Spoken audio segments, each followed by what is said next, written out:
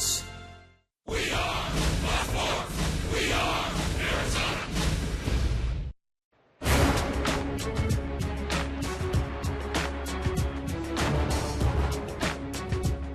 And Patrick Corbin gets his 9th strikeout tonight, and he strands 2. Got him!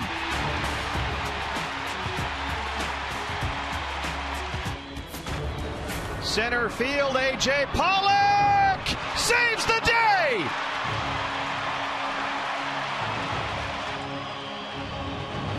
Diamondbacks win it, and there's your 1-2-3 ninth. David Hernandez shuts the door on a 2-1 Diamondbacks win. And how about this bullpen tonight?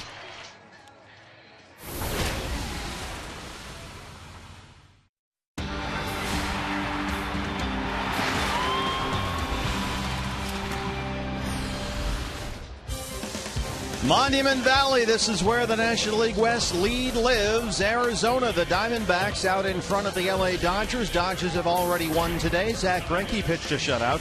And on Native American Recognition Day here at Chase Field, the Diamondbacks look to make it 3 in a row over the Milwaukee Brewers and keep this good vibes rolling into the All-Star break out alone atop the National League West by 2 games now. Dodgers beat Colorado at Coors Field. Greinke was magnificent.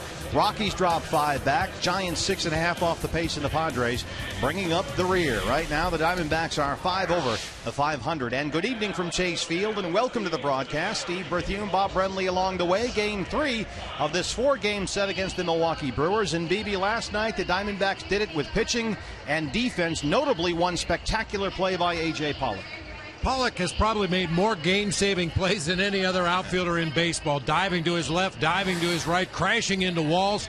This guy is very quietly putting together a potential Rookie of the Year season. Leads all National League rookies in hits, extra base hits, total bases, runs, multi-hit games, stolen bases. We ran out of room on the graphic. He's just having a fantastic season. Quite the surprise. He wasn't expected to play this much, but he's done a great job. And he's in there tonight against the right-hander, Adam Eaton and Gerardo Parra getting the night off. We do have 3 left-handers in the starting lineup here, and Jason Kubel, Miguel Montero, and Didi Gregorius against the right-hander Kyle Loge. And the left-hand hitters in this lineup, BB, they really have to start picking it up a bit here. No question about it. You're always going to face more right-handed pitching than left-handed pitching, and we kind of felt going in that this was going to be an area of strength with the left-handed bats and their career history, but it just hasn't worked out that way, especially in the month of July. They really need to pick it up. And Jason Kubel and Miguel Montero in the middle of the lineup tonight against Kyle Loge of the Milwaukee Brewers. Randall Delgado on the mound for the Diamondbacks. When we come back, the bullpen with a big bounce-back performance last night, getting some huge outs and getting the 2nd win over Milwaukee. More on that coming up.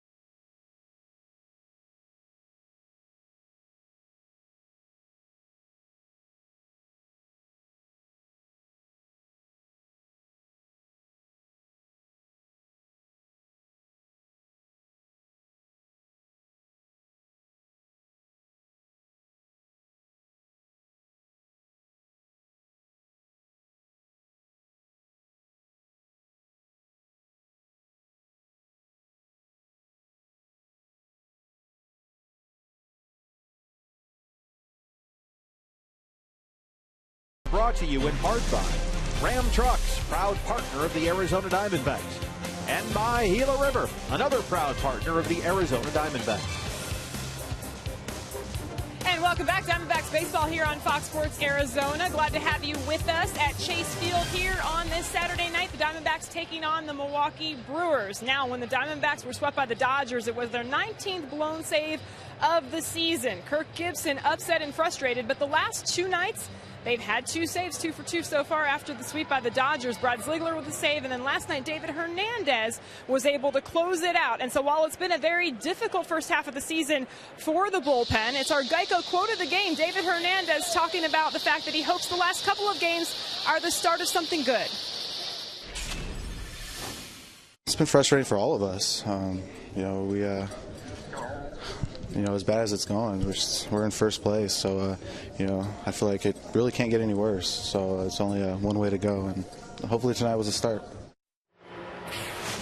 Well, and for the starting rotation with a couple of injuries, Randall Delgado has been inserted, and he's put up a couple of solid outings for the Diamondbacks. Can he do it again tonight against the Brewers? Brewers and Diamondbacks up next here on Fox Sports Arizona.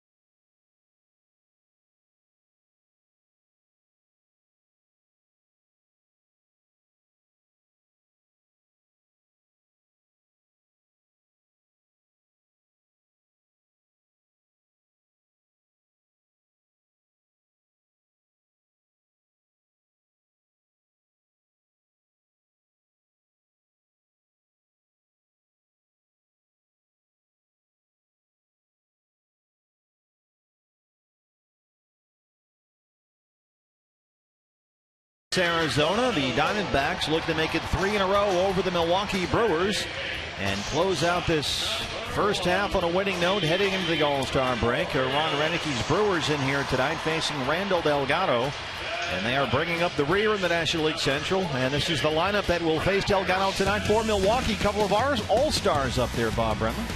Yeah, Segura in the 2 spot, Gomez in the 4 spot, the 2 representatives for the Brewers at the All-Star game at Citi Field. Aoki at the top of the order, Jonathan Lucroy in the 3 hole, followed by Francisco Weeks, Schaefer, Bianchi, and Kyle Loesch pitching tonight for the Brewers. Randall Delgado making his 6th start for the Diamondbacks this year. He started Monday's series opener against the Dodgers, gave up 11 hits, but they were all singles. Only 3 runs allowed, and Bobby kept his team in the ball game against Zach Greinke. Yeah, a lot of traffic on the bases against one of the better pitchers in the National League. The good thing was he did not walk any Dodgers, which allowed him to limit the damage of those 11 singles. And that's been a recurring theme for Randall. He's been a much better strike thrower this year, and it's really helped his overall numbers. Norichika Aoki leads it off for the Brewers.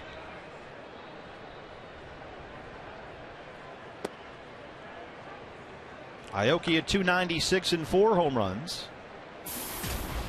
He was 0 for 5 last night. That snapped a 9-game hitting streak.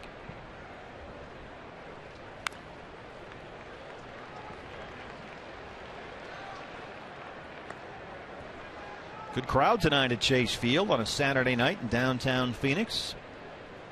All around Chase Field here. Seats are full. Beach towel night. Did you get your beach towel? Oh, yeah. All right. Got to have that. Ready for the All-Star break. That's right. Out by the pool for 3 days.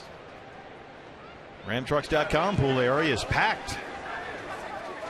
Saturday night by the pool at Chase Field. That's a good gig. Here's the 2-2.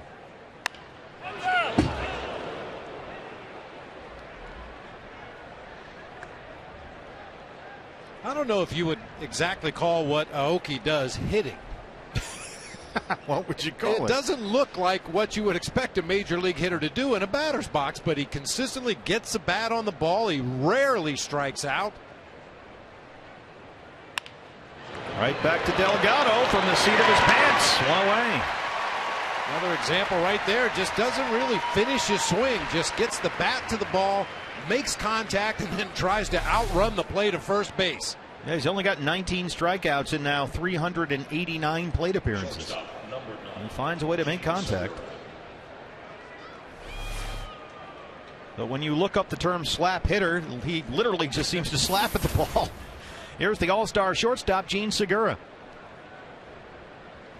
I mean, you think of a guy like former Brewer Prince Fielder. Now, he takes a swing at the ball. Yeah, that's a swing.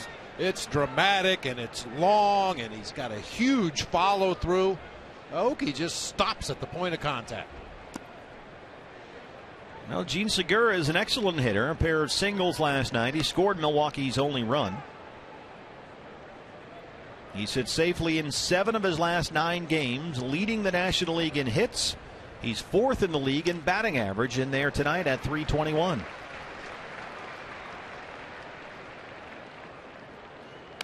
And we've seen Segura on the bases, at the plate, and certainly defensively.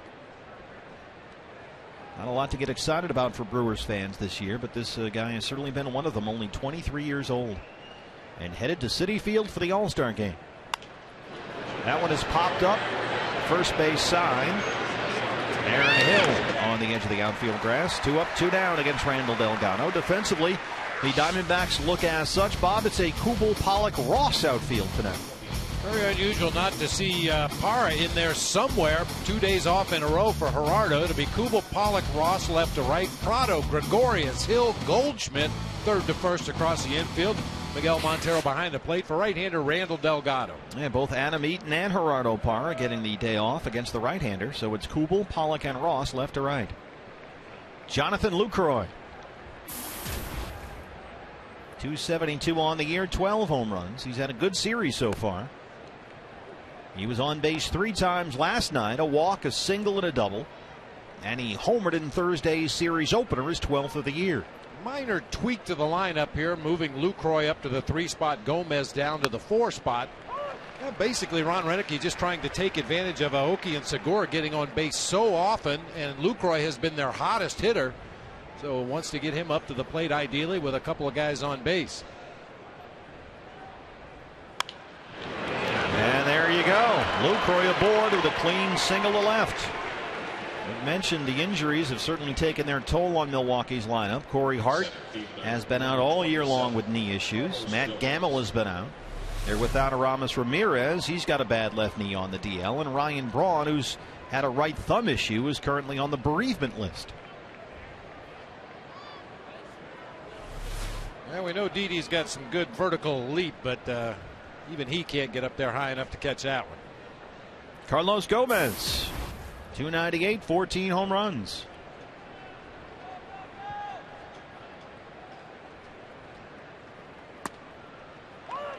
Gomez 0 for 5 last night with 4 strikeouts, including the game ender against David Hernandez. And he has been scuffling.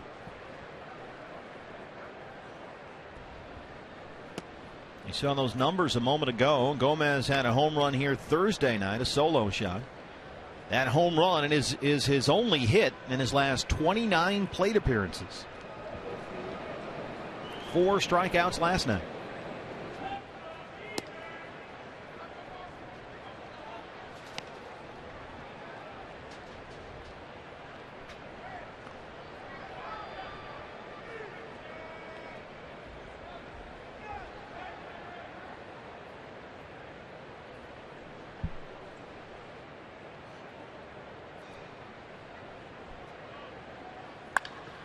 That one is driven high and deep to center. A.J. Pollock is there in that corner in left center. And that's the inning. Randall Delgado strands the 2-out single. Home half of the first on the way. No score at Chase Field.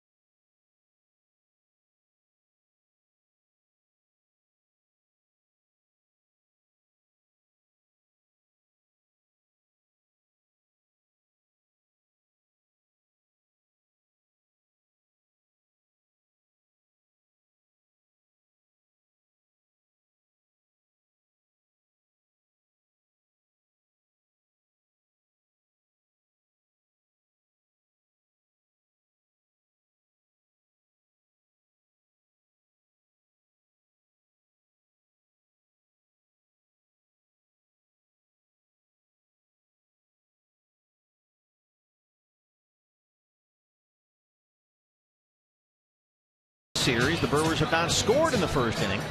And now here come the Diamondbacks, winners of 7 of their last 10, 9 of their last 13 at home, and A.J. Pollock, Bob Brenly, leads it off. Pollock, Hill, and the All-Star Paul Goldschmidt at the top of the order. Kubel, Ross, Montero in the middle. Prado, Gregorius, and Delgado at the bottom.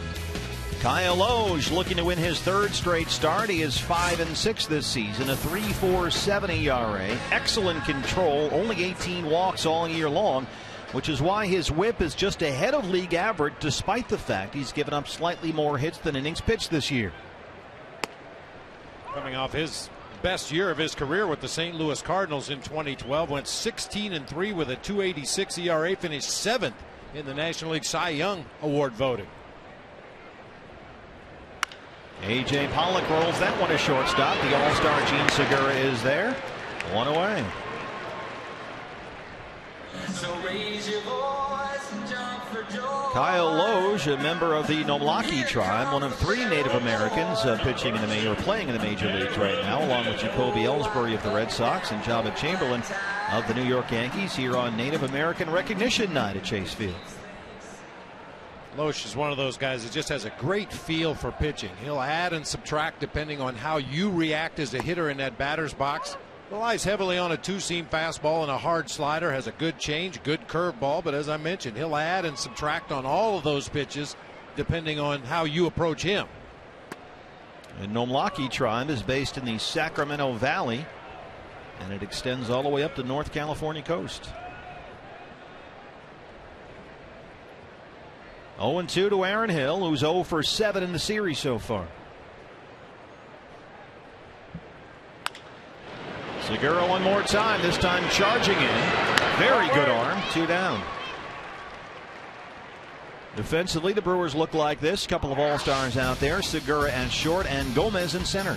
Been kind of a sloppy defensive series so far for both teams. Logan Schaefer in left, Carlos Gomez in center, Nori Aoki in right field. Bianchi, Segura, Weeks, and Francisco tonight, 3rd to 1st across the infield. Jonathan Lucroy has been the offensive star for the Brewers in this series. He'll be behind the plate for veteran right-hander Kyle Loesch. And Carlos Gomez has been a defensive star in center field for Milwaukee all year long. He's robbed 4 home runs this year. Here's Paul Goldschmidt. 6 pitches, 6 strikes so far for Kyle Loesch. Well, Goldschmidt, speaking of all-stars, on base twice last night with a walk and a double.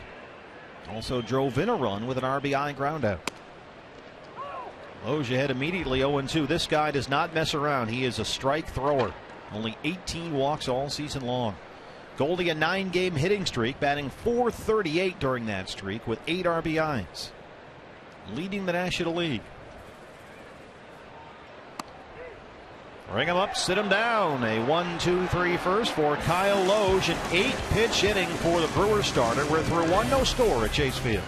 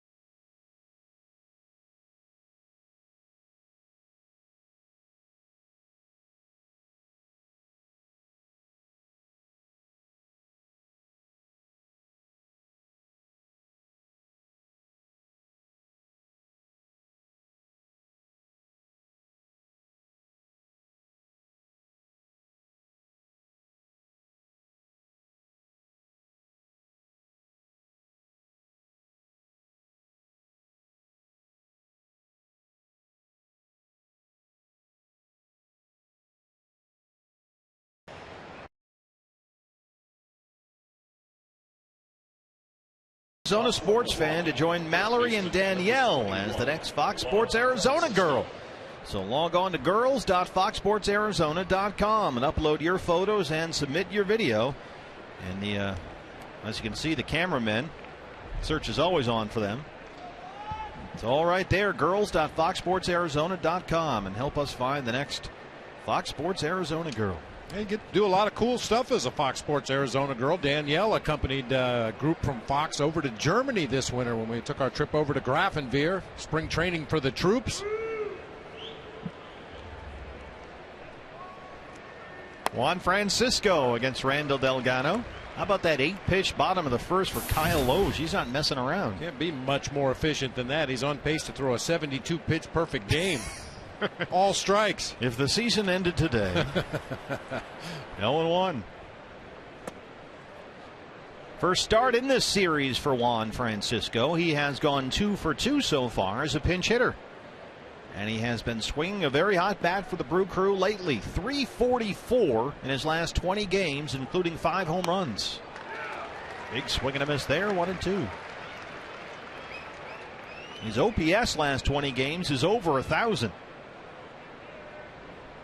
11 home runs. This will be his 200th at bat of the season. And there's the strikeout for Randall Delgado. 1 away in the second.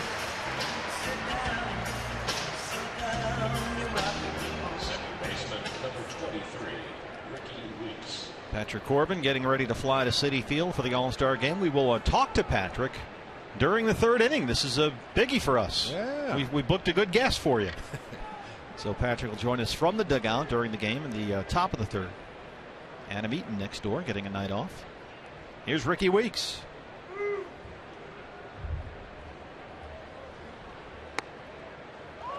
We reached the tentacles out from the booth here, and we lassoed a guest. Ricky Weeks, .230 on the year, 9 home runs. He was on base twice last night, hit by a pitch and walked. Way out in front of that one. That's the kind of pitch that makes Randall Delgado effective. He's ahead 0-2. That has always been thought to be his best pitch. That straight change up, little tumbling action, especially when he keeps it out of the middle of the plate and down. Elevates with a fastball. Weeks doesn't chase. 1-2. I can remember seeing Randall Delgado's first side session in spring training over at Salt River Fields, and everybody was raving, even in the first day, about his changeup and the arm action on that changeup. Ring him up, set him down. Back-to-back strikeouts to open the second for Randall Delgado. And there's a lot to like about this kid.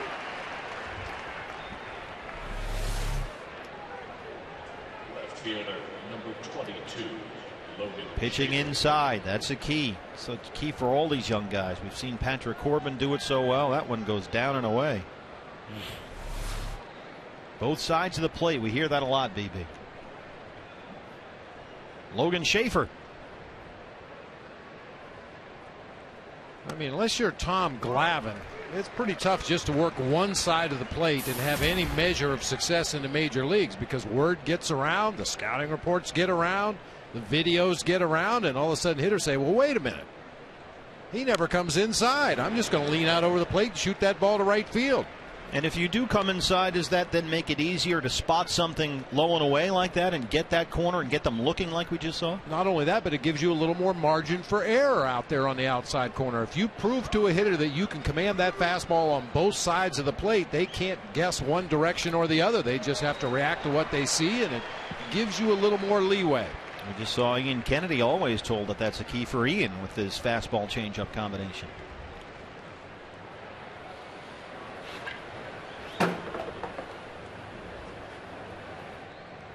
Delgado ahead 0-2 on Logan Schaefer. Schaefer on base 3 times last night, a single, a double, and a walk. He was 0 for 4 in Thursday's series opener. Last 7 games doing very well. 26 years old. 3rd round pick by the Brewers in 08. That one is driven around. Cody Ross coming in. Drops in front. Cody keeps it in front of him. And Schaefer's aboard with a 2-out single.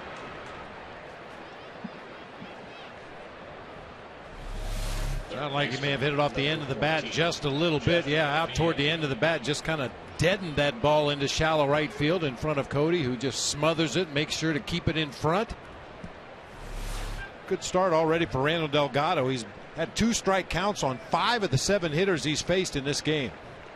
Jeff Bianchi, the 3rd baseman. We saw Yuniesky Betancourt start the first 2 games of this series at 3rd for Milwaukee. Here's Bianchi. Bianchi did not play last night, grounded out in a pinch hit appearance Thursday. We talked about it as this series started against the Milwaukee Brewers. They're missing some really key bats in the middle of this lineup, and I think Ron Renicke's going to try to be aggressive on the bases when he gets some speed on there, and Schaefer can run. Schaefer 3 stolen bases. He's not yet been caught this year. Once again, Randall Delgado throws strike 1. He has become a much, much better strike thrower. A huge improvement in his walks per 9 innings from last year when he was with the Braves.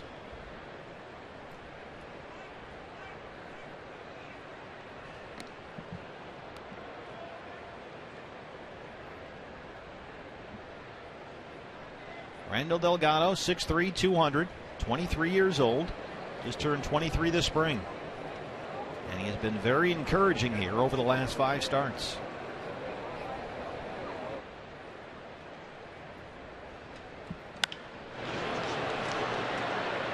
Oh, 0-2.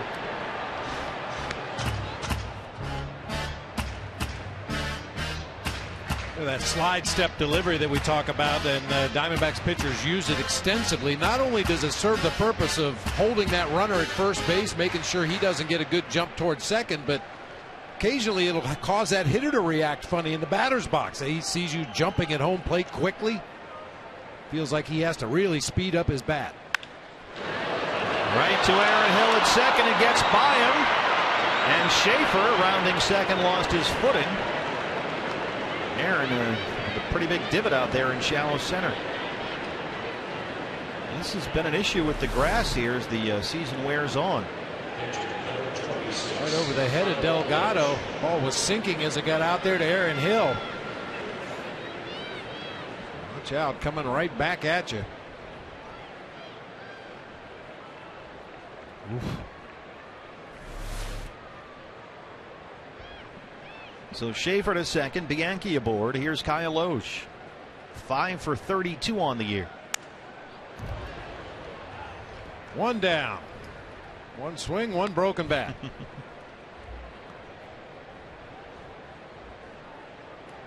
Loesch 5 for 32, 17 strikeouts in those 32 at bats.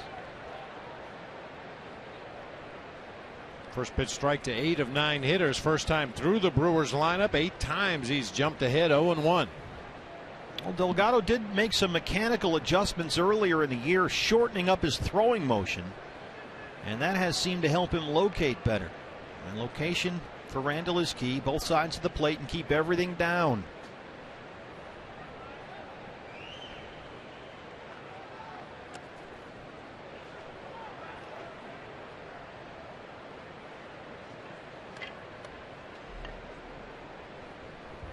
The Diamondbacks infielders, I'm sure they've all alerted guys to their right and left. Make sure you knock it down. If you can't field the ball cleanly, if Loesch would happen to put a ball in play, you at least knock it down. Keep the ball on the infield.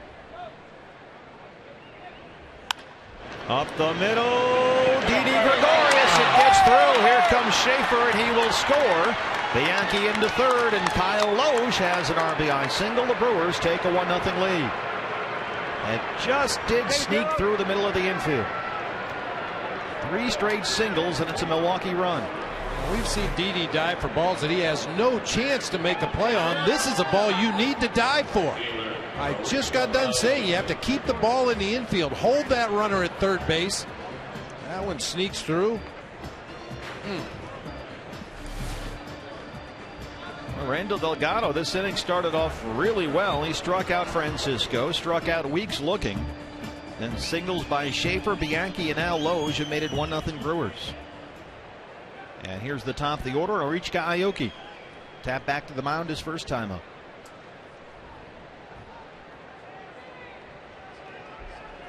This was the first game of this series. The Brewers did not score in the first inning, and now here they are putting up at least one at this point in the second. And they have Bianchi 90 feet away with 2 outs. Aoki has hit .370 this month. He's got 17 hits in his last 10 games. Even with the 0 for 5 last night.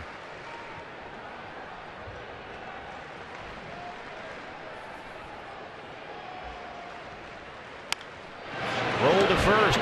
Goldie is there. And Delgado strands 2, but the Brewers scratch across 1 with 3 straight 2-out singles. They lead it 1-0.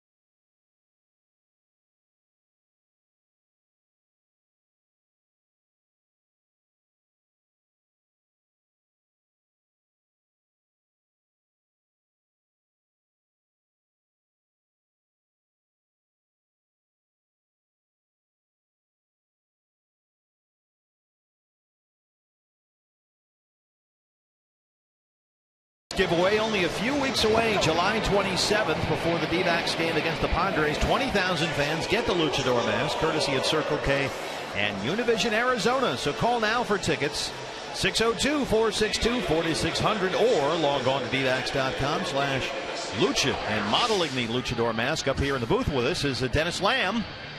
As you can see, very intimidating when you wear one of those things. Yes, indeed. The glasses over the Luchador mask sort of give him a little, I don't know, a little intellectual kind of a luchador thing. A bookish luchador. Right, I think we can do without that. Yeah, please. Nice work, Dennis. Jason Kubel leads off the second. The Kubel lead race.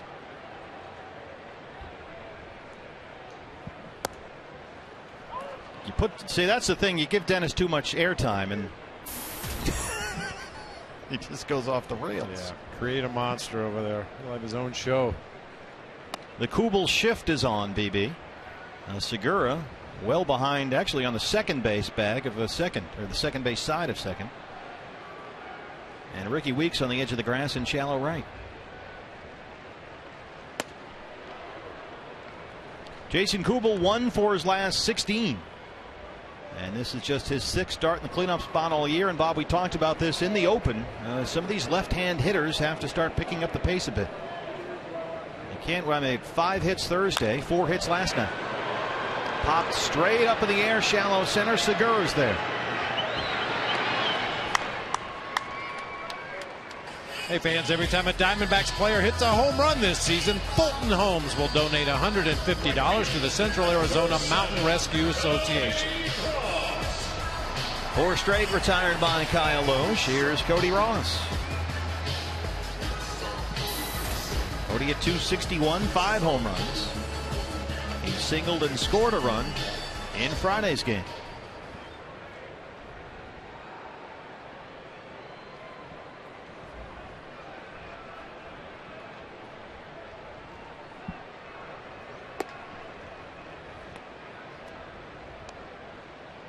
Kyle Loesch falling behind here, 1-0. Haven't seen a lot of that tonight. He has been outstanding lately. 4-0 in his last 8 starts. A 2.37 ERA over that span.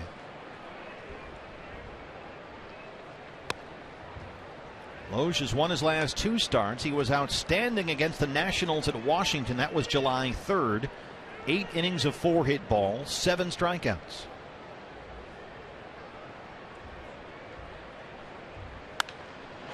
Cody pops that one up third base side. Jeff Bianchi in foul ground near the seats. He'll have a play. And that's the second out.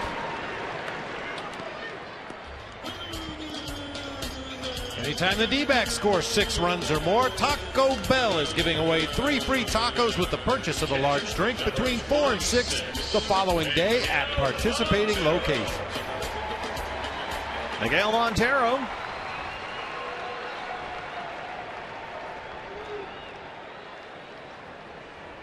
Great crowd here tonight at Chase to cheer on their first place Diamondbacks. One more against the Brewers here tomorrow afternoon, and then it's the All-Star break. Iggy looks at the first pitch. He's ahead 1-0. At 218 on the year, 6 home runs. I mentioned Loesch outstanding 2 starts ago at Washington. 8 innings of 4 hit balls, 7 strikeouts. His last start was Monday against the Reds. That was at Miller Park. 3 runs on 9 hits in 6 2/3. He did not record a strikeout in that game, but pitched well enough to get the victory in a 4-3 Brewers win. He's very efficient. He goes deep into games without a high pitch count. Steve Sachs, hands as sharp as ever.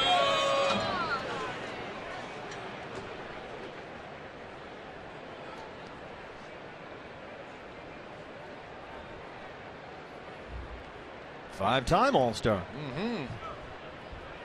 It's hard to think of him as a Yankee. It just doesn't work. And hold up 2-2.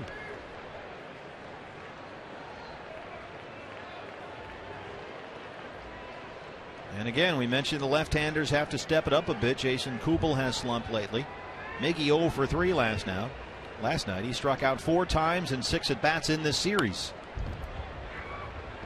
So trying to get it going from the left-hand side of the plate against another right-hander.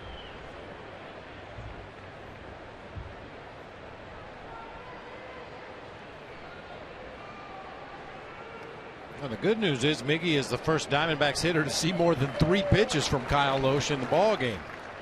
He throws strikes, except that time. 3-2. Martin Prado is on deck. Hey, now Miggy's been an all-star.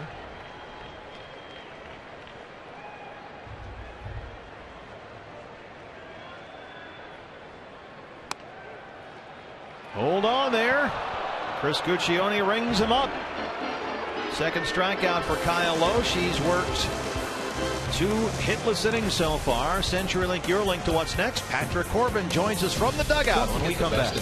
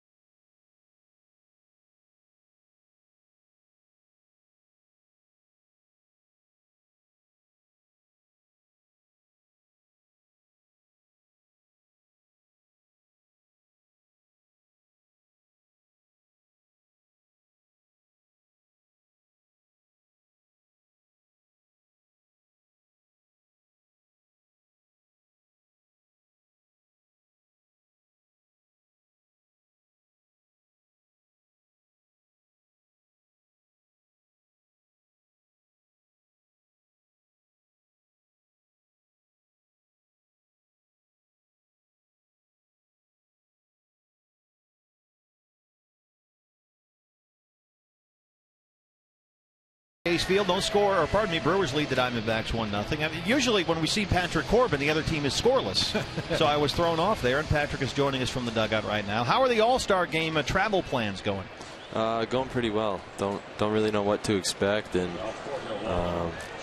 Wade's throwing seeds here. And I talked to him actually about his experience last year, and he just said I have fun with it, and I'm just looking forward to it and having a good time. What did he tell you to expect?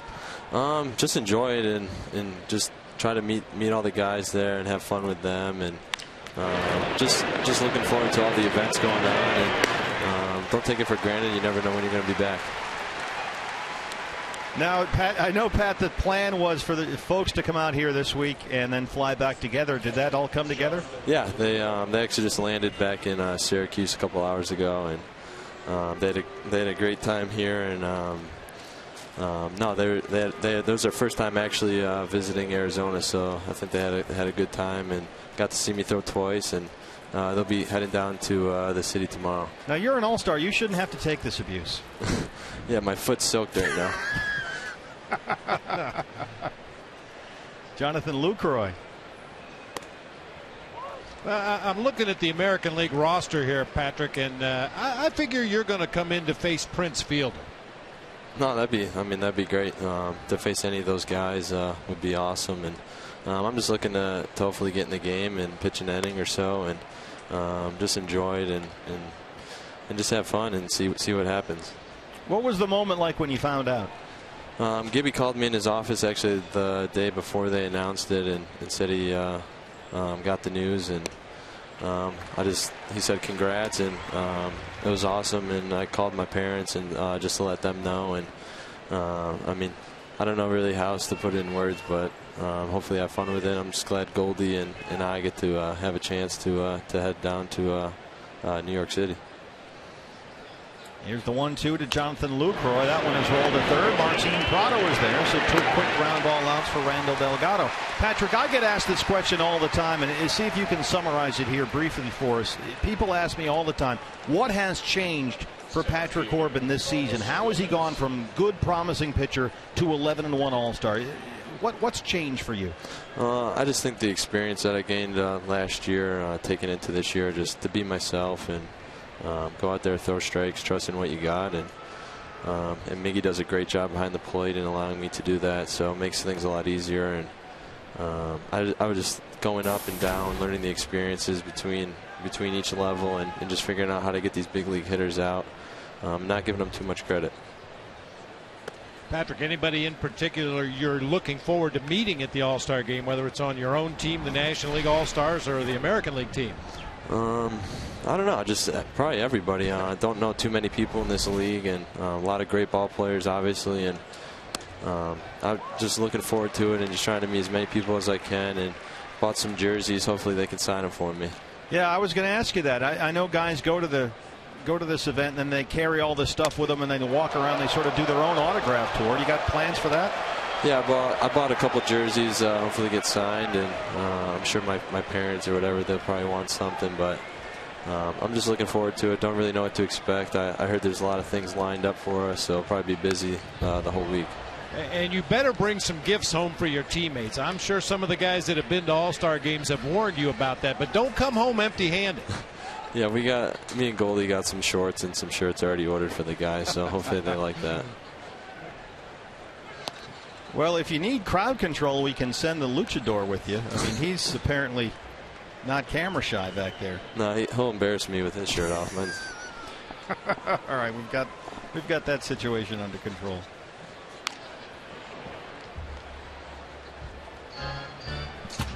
Patrick, you got to feel pretty good about where the Diamondbacks are right now, sitting on top of the NL West, even with the Dodgers making their run here. It's still a comfortable lead, and the team has been able to regroup here after getting swept at home by LA. Yeah, starting the last couple of games played well.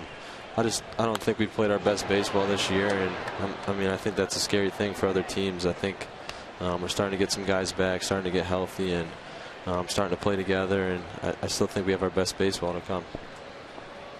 How do you feel? Do you feel physically, because you've been through so much this year? No, I feel great. I just do a lot of stuff in between starts to make sure I'm healthy, and I know it's a long season. I went through it last year, so it's something I'm going to continue to do. Oh, well, tell those clowns to leave you alone. All right, guys. Patrick, thanks for joining us, and best of luck in New York. All right, thank you. Go get it, Patrick. Thanks.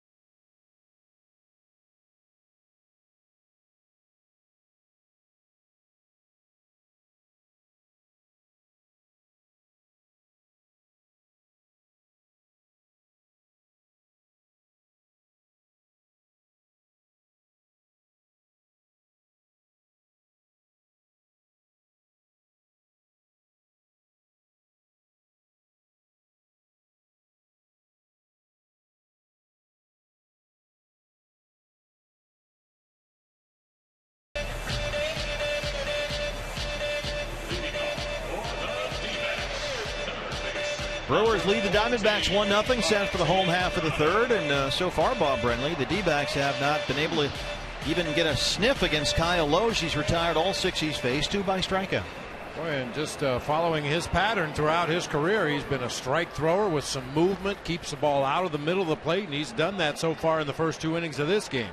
Prado, Gregorius, and Delgado 7, 8, 9 in the Arizona third. Martin Prado 2 for 7 in the series so far. He's in there at .255, 8 home runs.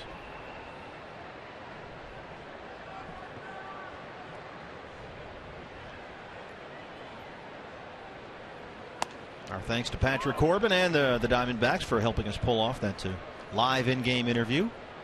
Dugout hijinks and luchadors, all of it thrown in. It's going to be quite the whirlwind of a tour through Citi Field in New York City for Patrick Corbin. This is this was during the interview. As you can see, he's just getting abused. He got Miley with the seeds. Kennedy is soaking his shoe. That's better than a hot foot, I guess, but it just goes to show you how poised Patrick Corbin is.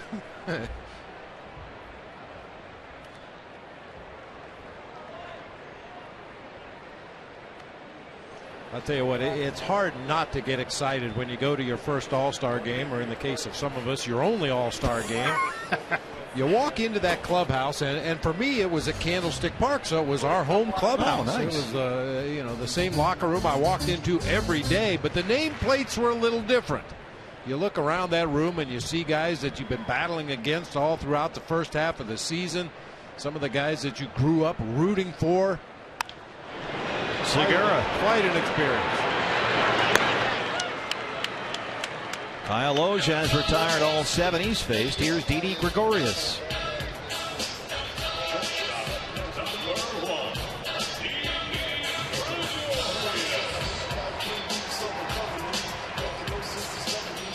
Player and manager. Yeah, well. Had more fun playing than I did managing. Let's just put it that way.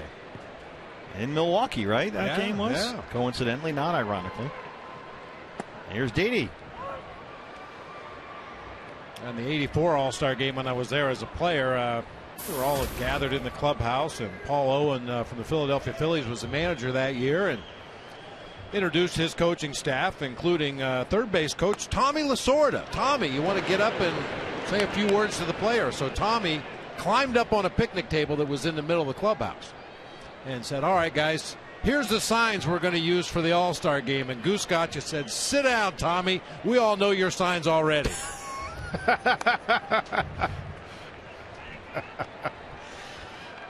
Well, they were all in Italian. 1984, good year for BB that year. 291, 20 homers and 80 RBIs. Finished 21st in the MVP voting. You were robbed. Yeah, real bad last month of the season. I ended up having double knee surgery the day after the regular season was over. Oh. And my numbers suffered. I was going to say there was a slight dip. The next year you went from 291 to 220. Yeah, never recovered.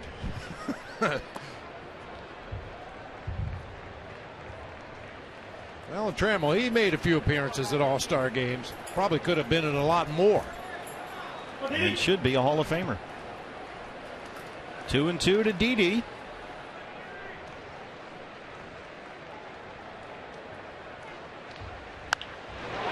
Driven in the air to right. Norich Gaioki at the track in front of the wall. He's got enough room, and it's allowed at number 2. Nice swing there by Didi.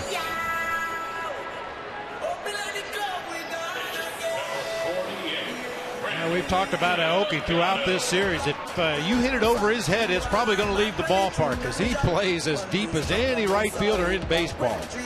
He'll move in a little bit now for Randall Delgado, the pitcher, but usually he plays a good 5 or 6 or 7 steps deeper than any other right fielder in the game. Randall Delgado 2 for 7 on the year with 3 strikeouts. Randall has a closed stance up there. I don't see too many closed batting stances these days from hitters or certainly pitchers.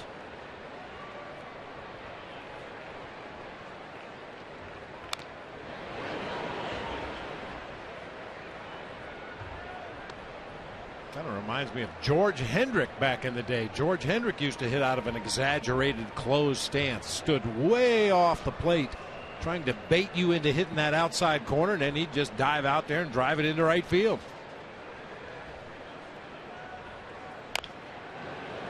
Stays alive.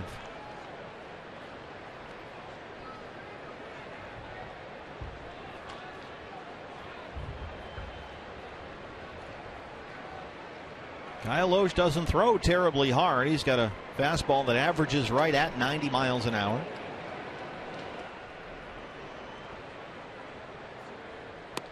But he spots it well. That's his third strikeout. He has retired all 9 he's faced so far. We're through 3 and the Diamondbacks trail it 1-0.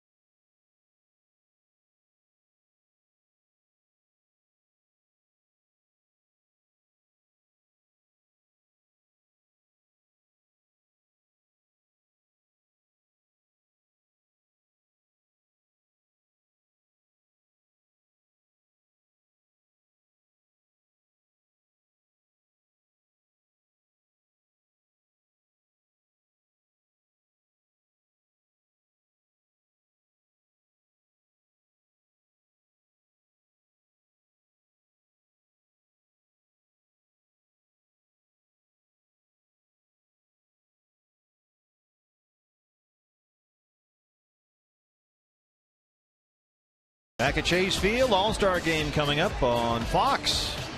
That's Tuesday. Baseball's greatest stars gather for the biggest event of the summer, the Midsummer Classic, live from New York City Field, home of the Mets. The Major League All-Star game Tuesday, only on Fox. Patrick Corbin and Paul Goldschmidt will be there.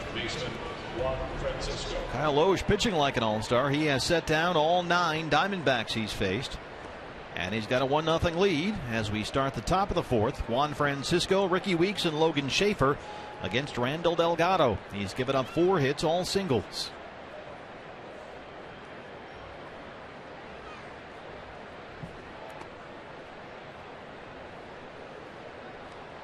Francisco struck out his first time up.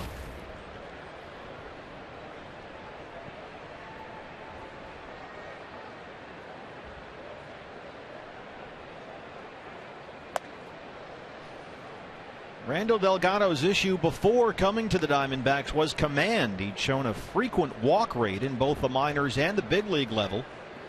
In 18 games with the Braves last season, he averaged 4 walks per 9 innings. That one is hit into the shift and rolled up the line. And Francisco's aboard. He wants to stretch this into a double. And he's out. Thank you very much, Juan Francisco. A smart play there, Bob, in the batter's box. On the base paths, not so much. Not so much. He was content to get a base hit into the opposite field, jog down that first baseline. We talk about it all the time. You don't get a double between first and second. You get it between home and first. Francisco watched that ball roll into left field. Kubel got to it in good shape. Very accurate, as always, with his throws. Right on the money. Have a seat. Ricky Weeks. Jason Kubel's not going to blow you away defensively with his range out there or his arm strength per se, but he is a tremendously accurate thrower.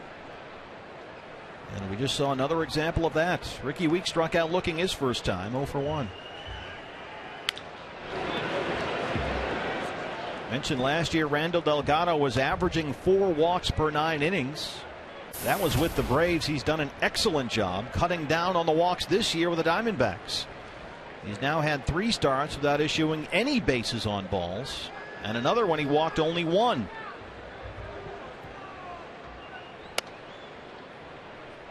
So his walk rate per 9 innings with Atlanta last year was 4.1. This year with the Diamondbacks, it's 1.1. That is a tremendous improvement.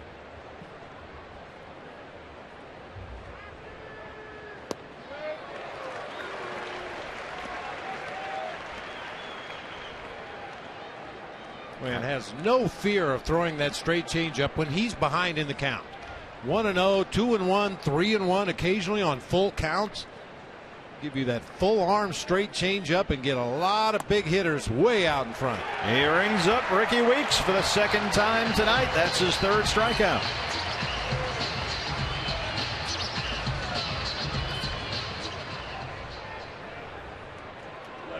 Doubles up on the changeup this time. Got a swing and a miss on the previous pitch. Weeks takes that one and stays in the strike zone for a called 3rd. Logan Schaefer singled and scored his last time up.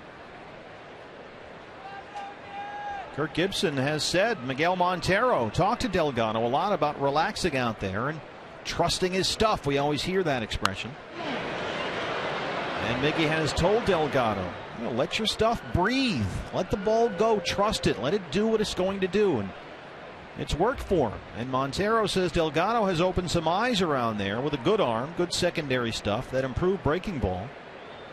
And from up here, Bob, you can see a very poised kid out there. He never appears rattled at all. He's very composed all the time. As opposed to spring training, when I think he was feeling a little bit of heat, battling for that 5th spot in the rotation. He knew every time he took the mound in a spring training game what was riding on it, and I think he put a little bit too much pressure on himself, but a completely different animal this time around.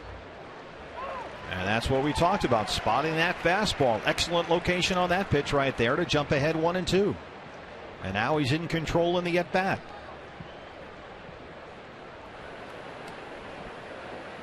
Corbin, Delgado, Skaggs all in competition for that 5 spot that went to Patrick Corbin, but now they're all up here. Pitching depth. That one is a foul ball. And it just missed there. Dave Abdu down the right field line. Pouncing on that one. There's Dave. Dan Rosewich is manning left field tonight, our Golden Glovers. To get him some socks. What's happening there? Get some stirrups. Chase is in the dirt. Randall Delgado has good stuff tonight. He's got 4 strikeouts. Bottom 4 on the way. Diamondbacks looking for their first hit against Kyle Lowe. CenturyLink, your link to what's next. It's the top of the order, led by A.J. Pollock.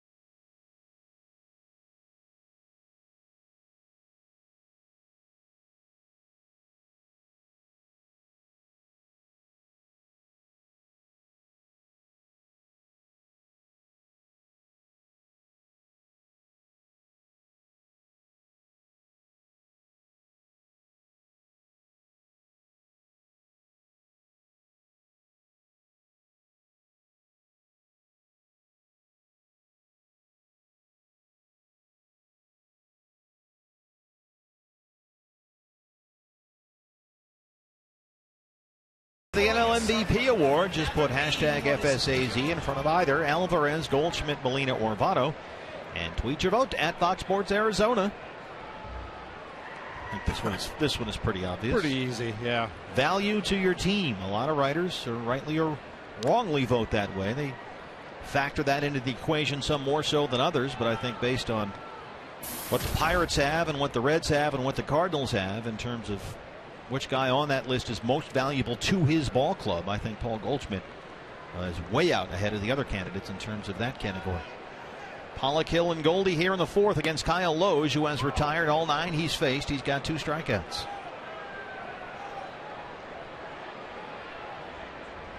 He's faced 10 hitters so far in this ball game. He's had 0-2 counts on 5 of them. He is a strike thrower. Talked about MVPs, Bob. How about Rookie of the Year? A.J. Pollock up there leading National League rookies in doubles, extra base hits, runs scored, and hits.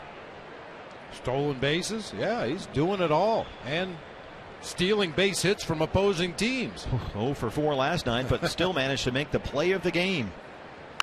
That one is rolled to third. The Yankees there. And that's 10 straight set down by Kyle Loge. A.J. Pollock, you forget he's a rookie, still qualifies, and there he is. And he's had some stretches in the season where he struggled a little bit offensively at the plate, but given his sporadic playing time, especially early in the season, he wasn't getting a lot of consistent at bats. He's managed to keep his numbers up there. Does so many things that help you win games. And we certainly saw that last night. What a catch that was. Aaron Hill grounded to short his first time up, 0 for 1. Diamondbacks haven't been able to get anything against Kyle Loge so far. Aaron 6 RBIs and 7 runs scored in the 8 games on the homestand so far. That one is rolled to third. Bianchi boots it, still has time to make a play. And a nice scoop at first by Juan Francisco when they record the out. The Yankee kind of tackled that one down there at third, and Francisco, normally a third baseman, made a nice play at first. That's a luxury you have at third base because you are so close to home plate. Even on a minor misplay like that by Bianchi, you still have time to recover. Gets to the ball, fires across in the dirt. Nice pick by Francisco at the other end. Ron Culpa, the first base umpire, accurately called, perfectly positioned. 2 down in the fourth. Here's Goldie.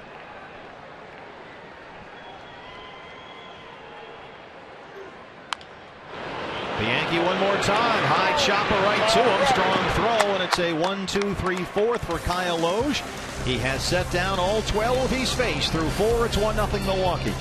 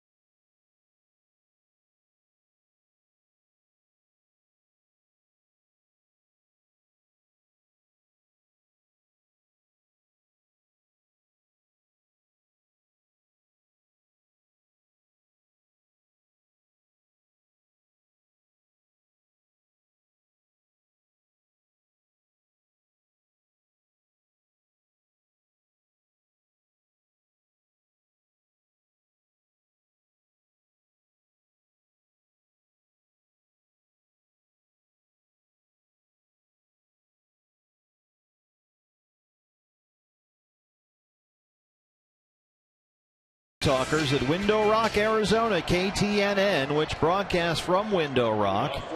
50,000 watts on your AM dial, and they are here tonight. The D-backs welcoming 660 KTNN to Chase Field. There are Dan Arnold and George LaFrance. They are calling the action in the native Navajo language, and tonight this is the first game in Major League Baseball history to be broadcast over the airwaves in native Navajo. We're very proud to have them here with us tonight for some baseball history.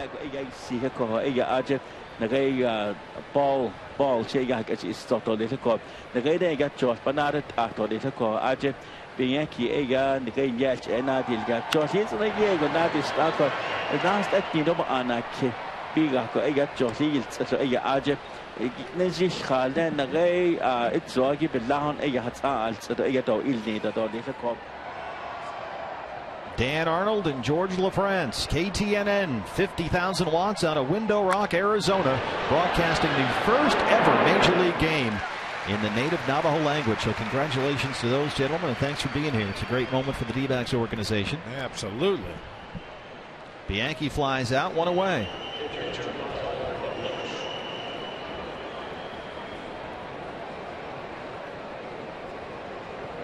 In fact, the Diamondbacks here before the game as Kyle Loesch steps up. Proud to be the only Major League Baseball team to host a youth baseball and softball tournament for Native American youth over the past 4 days. 74 teams from 5 states played more than 130 games in 4 divisions. And the Diamondbacks are hosting them today as part of the Intertribal Tournament Parade. 1,100 participants from the 15th annual D-backs Intertribal Youth Baseball and Softball Invitational are here today. Young players representing 44 different tribal communities from across Arizona, California, New Mexico, Oklahoma, and Oregon. Games are hosted by the Salt River Pima Maricopa Indian community in the city of Tempe, so we're glad to have them with us here tonight. This was before the game, the Intertribal Tournament Parade. They recognize the champions and the most valuable players. Oh, what a great experience for those young men and women. Opportunity to play on the same fields that Major League players work out at in spring training. And not just competing, not just playing baseball, but just the entire experience. Getting to meet others with similar interests. Yeah, just a great experience. Good time had by all. And all of us at the Diamondbacks want to recognize and thank the parents, the coaches, and the volunteers who assisted all the teams in the 15th annual D-backs Intertribal Youth Baseball and Softball Invitational. Norichika Aoki with 2 away here in the 5th. Good pitcher's duel right now. Kyle Loesch has got a perfect game through 4. Randall Delgado has given up 5 hits, all singles. He's got 5 strikeouts. It's 1-0 so far. Diamondbacks only have 1 ball hit out of the infield so far against Kyle Loesch, who has retired all 12 he's faced.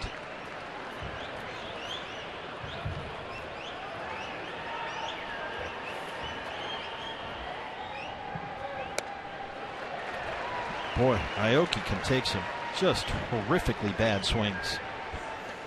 He's got his own thing up there, and it works. He's a very good hitter.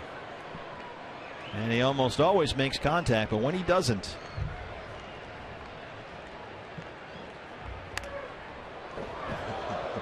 Here we go again. I had the opportunity to watch Kosuke Fukudome in Chicago for a couple of years. Had some similar mechanisms in that left-handed batter's box, and when he would swing and miss, it could get real ugly. 2-2. Just like Aoki. High chopper to Aaron Hill at second. Got to hurry. Aoki gets up the line, but that's the inning. It's a 1-2-3-5 for Randall Delgado. Kyle Loesch has set down all 12 Diamondbacks he's faced. He leads at 1-0.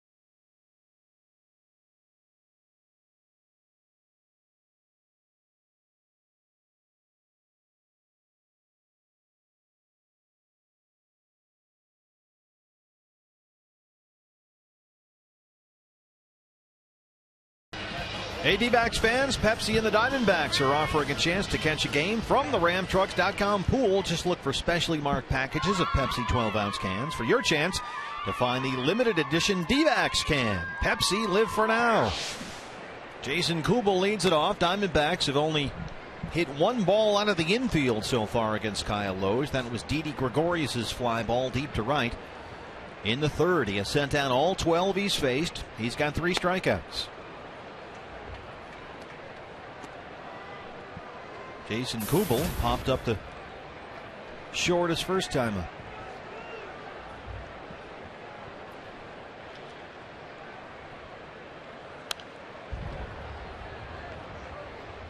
I said Kyle Loge has been outstanding in his last 2 starts, and he certainly carried that theme into his start tonight, Bob. The D-backs haven't got anything off him yet. Yeah, the one concern the Brewers have with Kyle Loge would be pitch count. He's gone up over the 100 pitch mark only, I think, 4 or 5 times all season long. He's had some injury issues. Straight up in the air, this in foul ground. They'll have a play. Bianchi coming over. The shift is on. And he makes the catch, 1 away. That's 13 straight set down. Yeah, Loge has gone over 100 pitches 5 times all year, but he still manages to get deep into ball games because he's so efficient. In fact, he's walked more than 2 batters in a game only once all year. And he's gone 7 full innings or longer 6 times. Now, 4 1/3 innings into this ball game today. He is yet to reach the 50 pitch mark. His next delivery to Cody Ross will get him to 50. Drops that one in there for a strike. It's 0-1. 50 pitches, 37 for strikes. That's pretty efficient.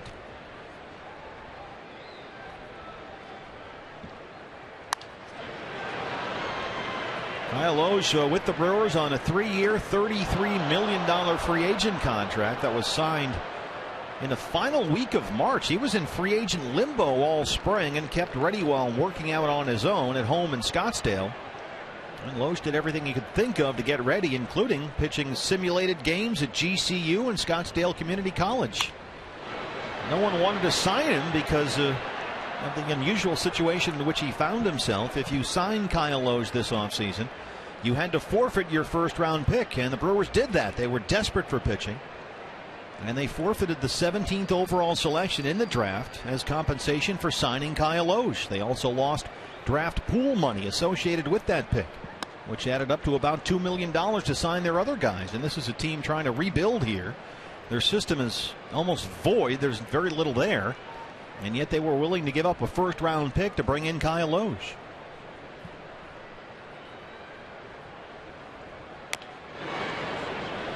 And with an 0-2 count here on Cody Ross, he's had an 0-2 count now on 6 of 13 batters that he's faced in this game. Well, the Brewers felt that this was something they had to do. There were several times over the winter when asked about the possibility of signing Loge that Milwaukee GM Doug Melvin said they were not willing to pay the extra price in compensation to bring him in. But very late in the going in spring training, they decided they needed him. And right there, he gets his 4th strikeout. He has now set down the first 14 he's faced.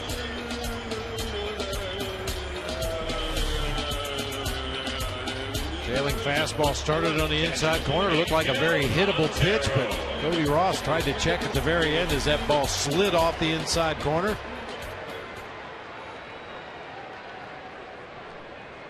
Well, I really think Kyle Loge, like a lot of other pitchers in Major League Baseball, benefited from the tutelage of Dave Duncan down in St. Louis. For my money, one of the best pitching coaches that ever put on a uniform, and they ought to consider putting coaches in the Hall of Fame, but that's a topic for another day. But Kyle Loge was just kind of a journeyman guy, a middle to the bottom of the rotation, inning eater. Went down there to St. Louis for 5 years, and Dave Duncan really refined him as a pitcher. Well, he had been a 4-seam fastball pitcher in Minnesota, Cincinnati, and Philadelphia, and was little more than a sub-500 guy for his career when he arrived in St. Louis. Miguel Montero lifts that high in the air to right, and it is Miggy time at Chase Field. That's his 7th. Diamondbacks on the board.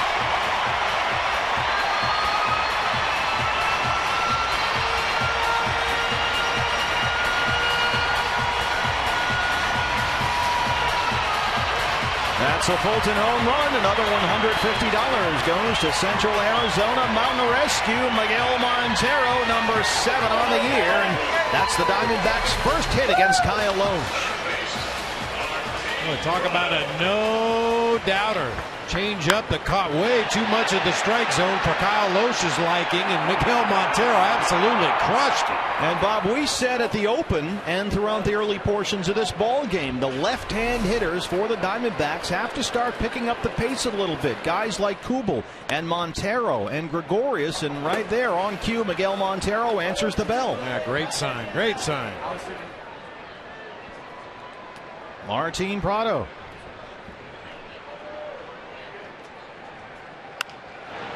That one's hit in the air to right. Here comes Aoki near the line. And that's the inning.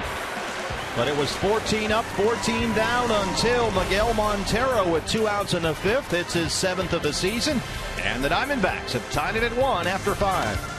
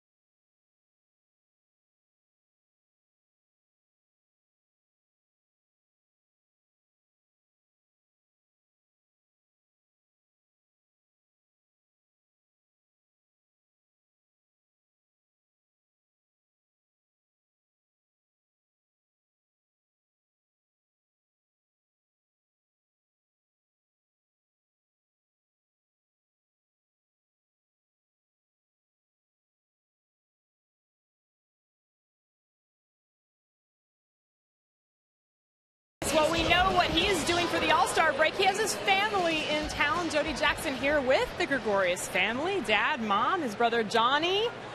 Nephew Jomi is here too, as well as the rest of the family. And Johnny, I wanted to tell you, I talked to Didi at length about his family. He said you guys are so important to him. You grew up playing the game of baseball. Your mom and dad play softball, baseball, and you play. How important was it growing up? Very important, obviously, because he's in the big leagues now. It was a hard work, but you see the fruits of the labor right there. What has it been like? How prideful has it been to be able to watch him make it to the major leagues? I know he talked about some struggles in the minors. 1 year hitting 155. I mean, talk about how he was able to make it to this point. Yeah, he was struggling in the beginning because it was young, this new level. But you saw the adjustment that came the next year, and you just got to talk to him about it. And you know, he's doing good now, to be honest. You were watching, I should say, the night that he made his Diamondbacks debut against the New York Yankees and hit the home run. What was going through your mind? And you were at work, right? Yeah, I was at work. I was sitting with my colleague. I was watching the game. I said, first pitch, you know, let's see what's going to happen. He jumped on the first pitch, hit it out of here. So I was screaming, going crazy. Nice debut, nice debut. So you guys obviously welcome to Arizona, visiting. Have you been out here before? Yeah, I've been here 2 years ago when he was still with the Cincinnati Reds. But, yeah, it's now it's hot, though, but it's good. It's a little bit warm. And finally, you know, defense, such a big part of his game. He told me he took 200 ground balls before practice would even start. I mean, when you watch him play defense, what goes through your mind? A wizard. A wizard. A wizard. Everybody makes mistakes. He does them all every once in a while, but he's good at what he does. All right, Johnny, thanks so much, and hope you guys enjoy your time here. Thanks again. All right, back up to you guys. Thank you, Jody. Maddoxon Julius Gregorius. D is the family baseball name. Didi is a name that both his father and his brother had used when they were playing. Didi was playing Pioneer League in Billings, Montana, 19 years old, and the poor PA guy gave up on saying Madikson, so he just said, I better just go with Didi here like the rest of the family. He's got a remarkably deep international baseball history in that family. His grandfather, his father, his uncles, his brother, all baseball players. His dad also played under the name Didi, was a famous pitcher in Curacao, played professionally for many years in the Netherlands. In fact, Didi was born in Holland, grew up in Curacao, but would often travel back and forth to see his dad pitch in the Netherlands' top professional baseball league. That, BB, as you know, is the Honkbal Hoofdklasse. Absolutely. Yeah, I'm in a Honkbal Hoofdklasse fantasy league myself. His dad coached in the Netherlands for a long time, and Didi's brother Johnny played pro ball in the Netherlands as well as in Curacao, and he played in Italy as well, so he's been all over playing. It's quite an international background of the family in terms of baseball. Fascinating stuff.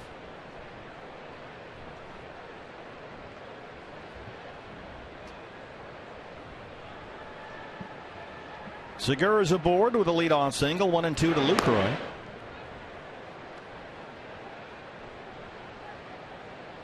Got to keep an eye on Segura. 27 stolen bases. He's only been caught 5 times. He was thrown out by Miguel Montero last night in the 3rd inning.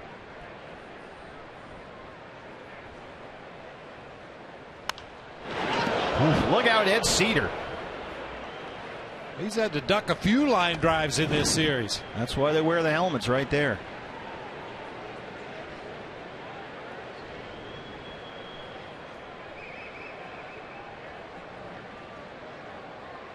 Ed Cedar, longtime bullpen coach for the Brewers, a little closer to the action now.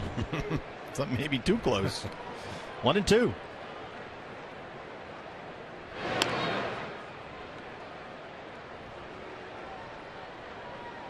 And this is interesting. In this count, ahead on a good hitter here, 1-2, where Miggy and Delgado decide to go with this pitch,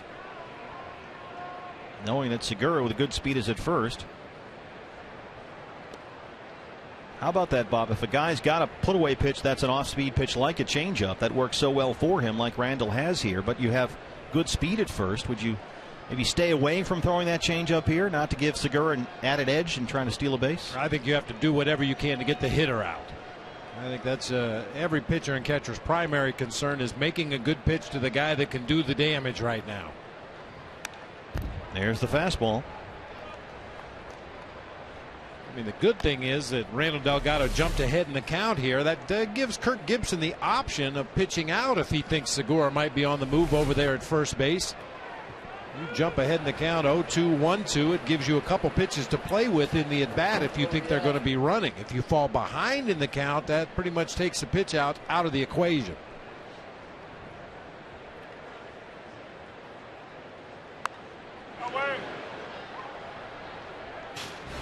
Well, that wasn't pretty, but that was a really good piece of hitting by Jonathan Lucroy. He was fooled badly by that changeup. Managed to extend his swing. Looked awkward, but got a piece of it. Stays alive. He's going to force Randall Delgado to come in there one more time. Yeah, make an adjustment in mid-swing just to stay alive.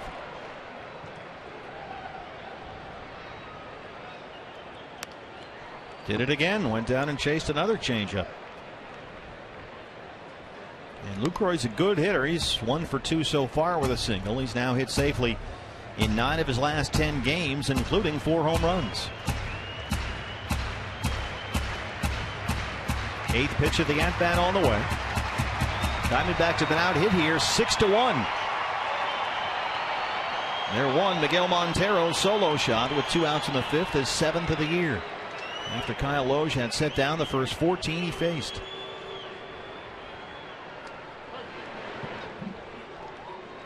Brewers got their run in the 2nd. 3 straight 2-out singles. Schaefer, Bianchi, and then Loge with the RBI.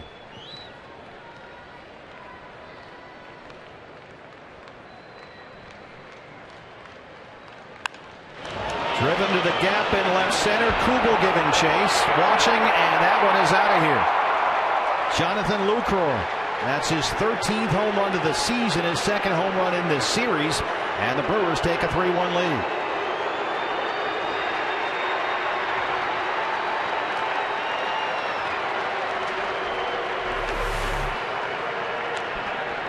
Yadier Molina and Buster Posey get most of the credit for offensive catchers in the National League, and rightfully so. But this guy very quietly has turned himself into an offensive force.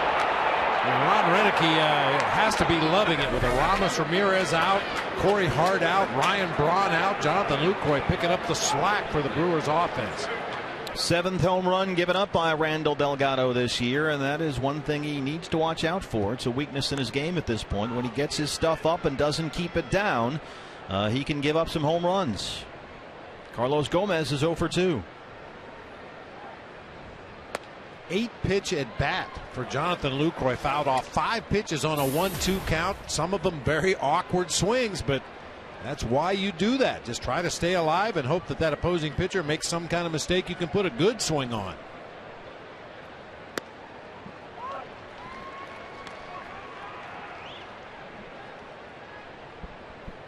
Lucroy hit .320 last year with 12 home runs, played in only 96 games after suffering that broken right hand. He missed 50 games.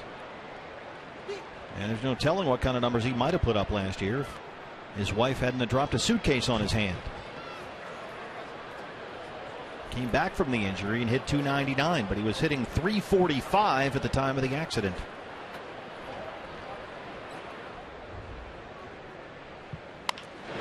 Lucroy had 2, not 1 but 2 7 RBI games last season. The only catcher in Major League history with a pair of 7 RBI games in the same year.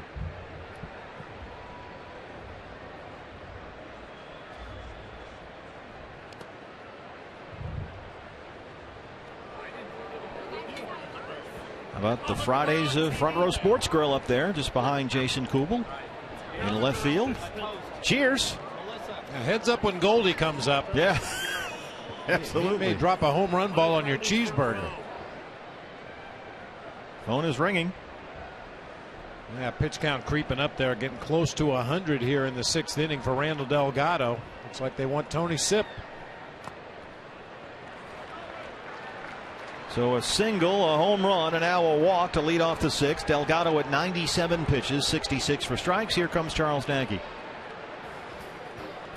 Fans, MLB.TV celebrates 11 years with new low prices. You can watch every out-of-market game live on over 350 supported mobile devices or in HD quality with MLB.TV Premium. So visit MLB.TV today. It's baseball everywhere.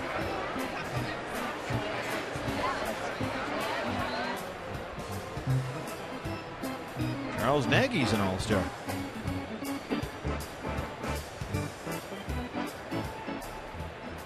That's the first walk issued by Randall Delgado. And we mentioned that he's cut way down on his walks. A home run was the first extra base hit he's given up all night. So still no one out. Gomez with good speed aboard at first. Here's Juan Francisco. He has struck out and singled, 1 for 2.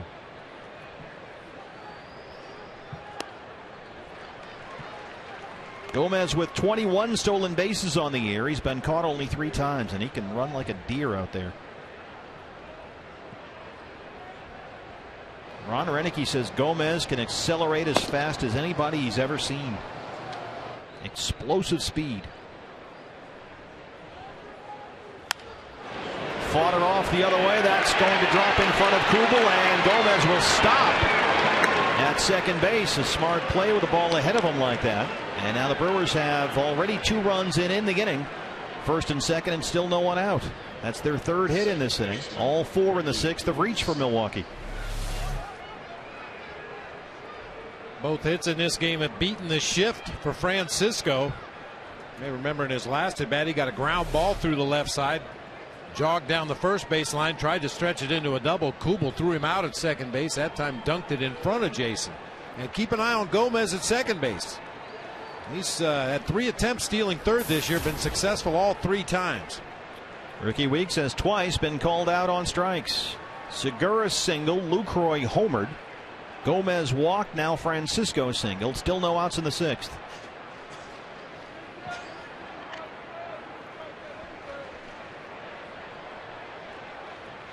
Ricky Weeks took an 8-game hitting streak into the last week of June. Since that streak ended, he's batting just .200.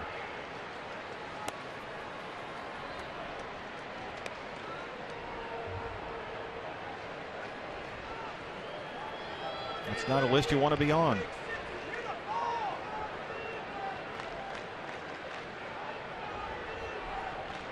Gomez at second, Francisco at first.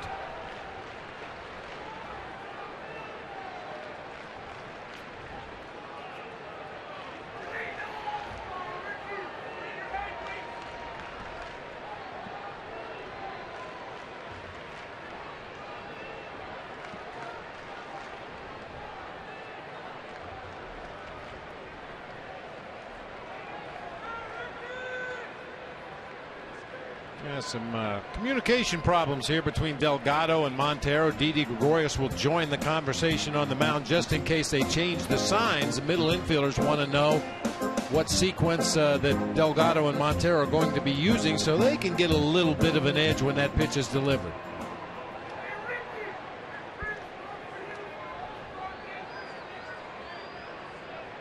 Randall Delgado at exactly 100 pitches. His high for the year is 106. He's done that twice.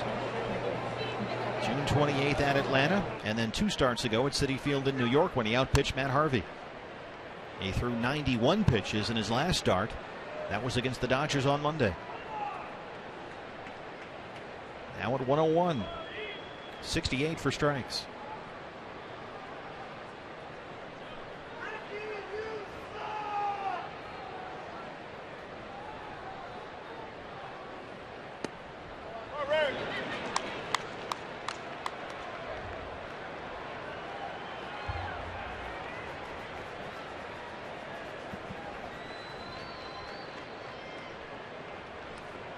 All you can eat section.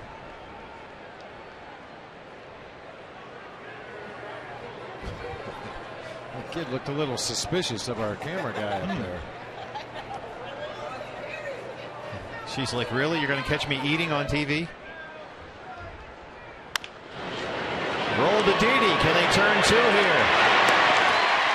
They get the 2 outs. Gomez to third. So a big ground ball there for Randall Delgado.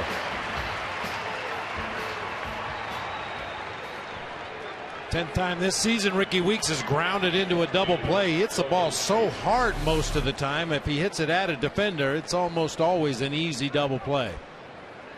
Missed opportunity there for Milwaukee to break it open. They do have a runner at third now with 2 down for Logan Schaefer, who's had a nice series here. He's 1 for 2 today with a single and a strikeout. He scored their first run. He was on base 3 times last night. A walk, a single, a double. And he's bunting here. Interesting. All right, Ricky Weeks did Delgado a huge favor there. Swung at a 3-0 pitch. Delgado was already at the 25 pitch mark in the inning. Not only did he make 1 out, he made 2 outs. That's like the other night when Aoki bunted. You know, what are you doing?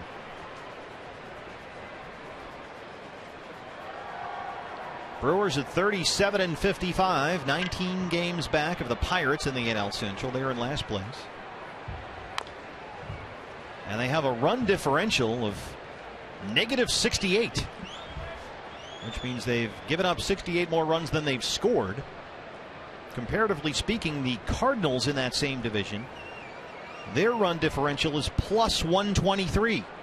So there's quite a gap for the Brewers. In case you're wondering, the D-backs run differential this year is +12, the only team in the NL West that has scored more runs than it's given up.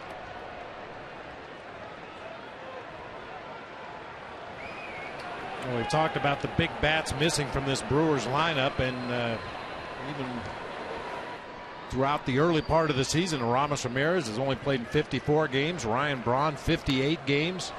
Here comes Gomez, and he will score. They give him an extra run. It's 4-1.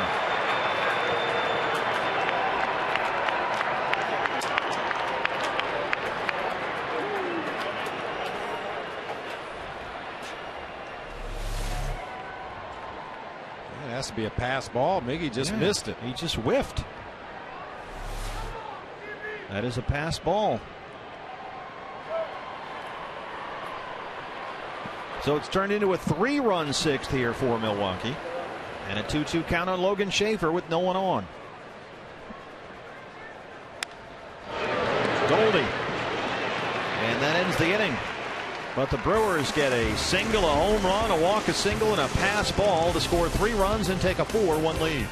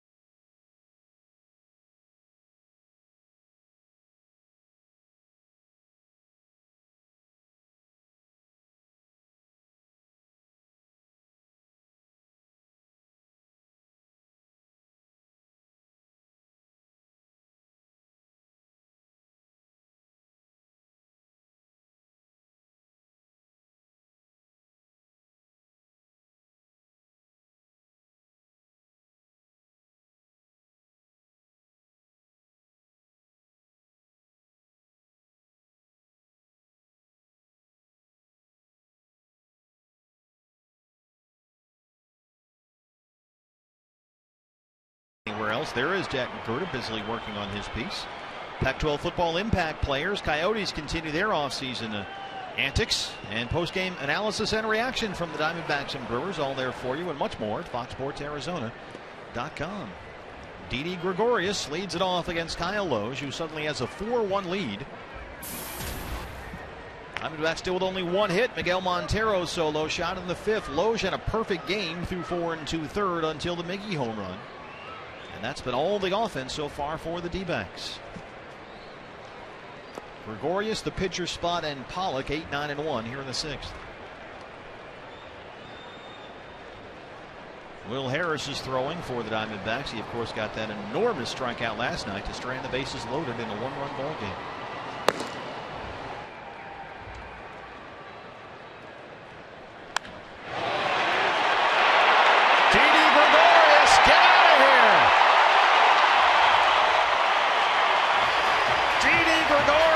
His 5th home run this year. Diamondbacks answer immediately here. And for Didi, 35 games without a home run, 32 starts. That's his first homer since May 27th against the Rangers here at Chase Field. And it's a Fulton home run with his family in attendance. Another $150 to Central Arizona Mountain Rescue. First homer since May 27th.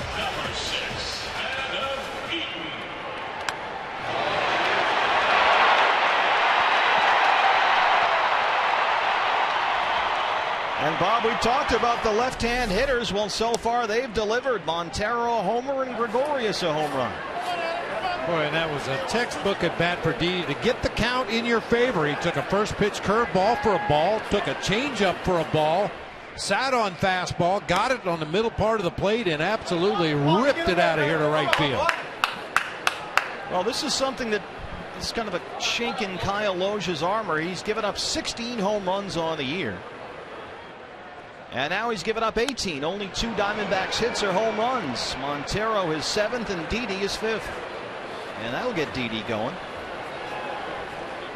And it'll get this crowd going too. A great crowd here with us tonight. 33,566 at Chase Field. Adam Eaton hitting for Randall Delgado.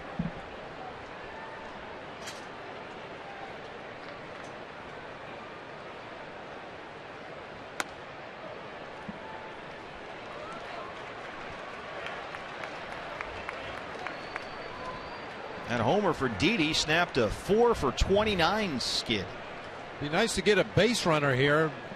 Loesch has not had to pitch out of the stretch yet in this ball game. 2 solo home runs. He's had no traffic on the bases, hasn't walked anybody. Get him into a stretch, see what happens. How great is it for Didi to get that home run in front of all his family here, his brother Johnny, everybody. First home run since May 27th.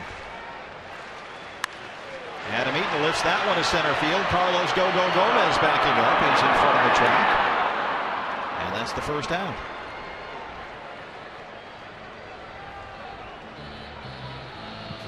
A.J. Pollock, top of the order. Center field, A.J. Pollock. A.J. 0 for 2 so far, a couple of groundouts. He's played 23 games prior to this in the leadoff spot. And as the leadoff hitter so far, he's hit .284. 18 runs scored in 23 games.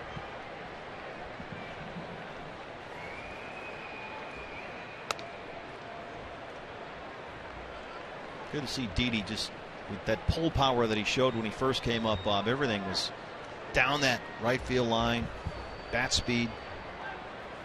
Showed he could turn on a fastball.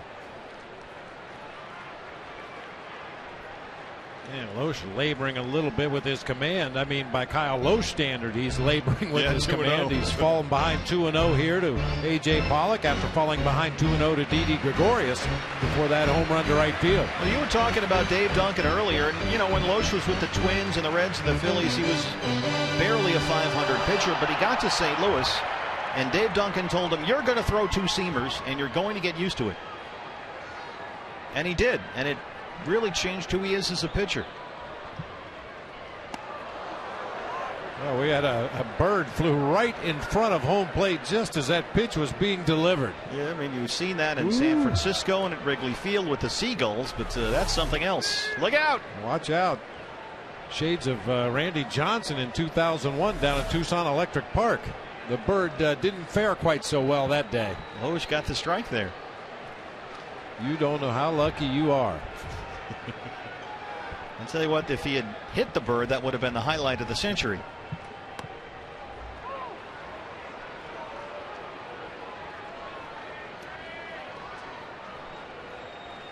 Kyle Loesch has said, based on Dave Duncan's track record as a pitching coach, when he was told he was going to throw 2 seamers and nothing else, he didn't argue and just started doing it. And it really worked out. He got to the point where he could trust that 2-seam fastball, locate it where he wanted to, and he said he basically stopped throwing his 4-seamer altogether. Now he says, I rarely throw it. Maybe a certain spot to a certain guy, but pretty much every fastball I throw now is a 2-seam fastball. We've had a lot of activity both in front of and behind home plate in this ball game. This was earlier in the game. One of the bat boys was making his way from one side of the field to the other as a pitch was being delivered, and the Audubon Society has heard from. 3-2 to A.J. Pollock. Center field, Gomez. Boy, Bob, he really takes an unusual stance when he gets under that ball. That's the second time in a row we've seen him do that. It's almost like a sprinter in a starting block when Gomez gets underneath that. Occasionally you'll see a guy take that stance or get behind it when he thinks a runner might tag up. But even with no one on there, he's look at the way his feet are. Well, good habits. If you do it all the time, you'll be prepared to do it when you need to. And a lot of times you see guys, with a little casual one-hand thing, or they catch it on the run. No, he's right under it, all business. Look out, Aaron Hill. That'll get a reaction from the home crowd here at Chase Field, but that was just a curveball that got away from Kyle Loesch. Occasionally he'll try to roll that mid-70s curveball up there and steal a strike in the at-bat.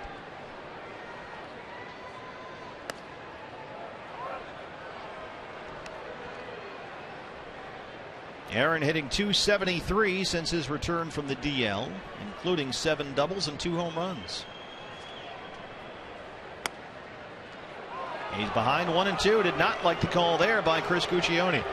Well, the tide has turned a little bit for Aaron Hill against the Brew Crew. He had a hit in each of his first 12 games against Milwaukee. That was a .446 batting average over that first 12 games, but he was 0 for 4 Thursday, 0 for 3 last night, and 0 for 2 so far here tonight. He's due.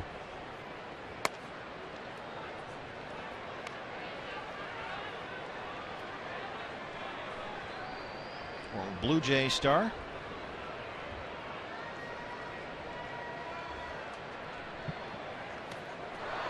Chases that one in the dirt, and that's the inning. That's the 5th strikeout for Kyle Loge. But the Diamondbacks get their 2nd hit. It's Didi Gregorius' 5th home run of the year. We're through 6, and they trail at 4-2.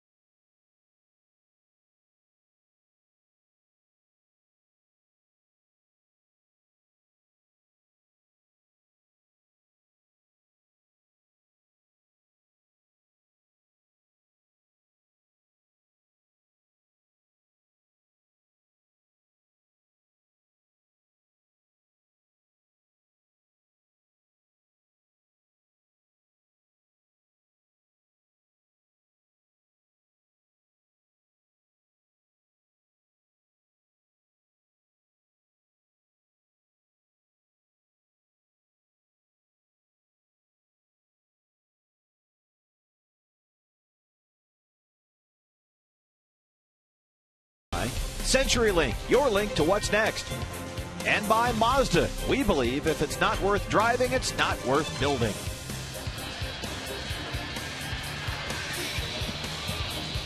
Diamondbacks with solo shots by Miguel Montero and Didi Gregorius, the 2 left-hand hitters in the lineup, along with Jason Kubel against Kyle Loge, and they trail at 4-2. Randall Delgado's night has ended, and here, after his spectacular performance facing 1 hitter last night, is Will Harris. He left the bases loaded, struck out Carlos Gomez to win the 7th, and that was one of the biggest at-bats of the season so far for any Diamondback reliever. And he's back on here for the 2nd night in a row. He'll face Jeff Bianchi, the pitcher's spot, and Norichika Aoki, 8-9-1 in the Milwaukee 7th. Bianchi so far 1 for 2. He singled in the 2nd.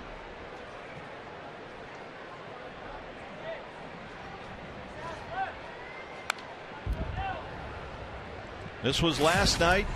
2 outs in the 7th, bases loaded, and he got Gomez on that cutter. And so often, Bob, Will Harris has been the guy when they need a strikeout, when they need the ball not to be hit into play. He's been able to deliver. Well, everybody has a role in a bullpen, and I think Will Harris is a guy that Kirk Gibson has confidence can come in and miss a bat in a tough situation. Other guys are ground ball pitchers like Brad Ziegler. Some guys have good power curve balls, but Will Harris is a guy either with that cut fastball or the big overhand curve has shown an ability to miss opponents' bats. Will Harris has held opponents scoreless in 12 of his last 13 games. That includes an 11-game scoreless streak. And he has been just tremendous since he was called up from AAA Reno back on May the 8th. This is a guy that was with the Rockies before. He was claimed off waivers from the Oakland A's on April 6th.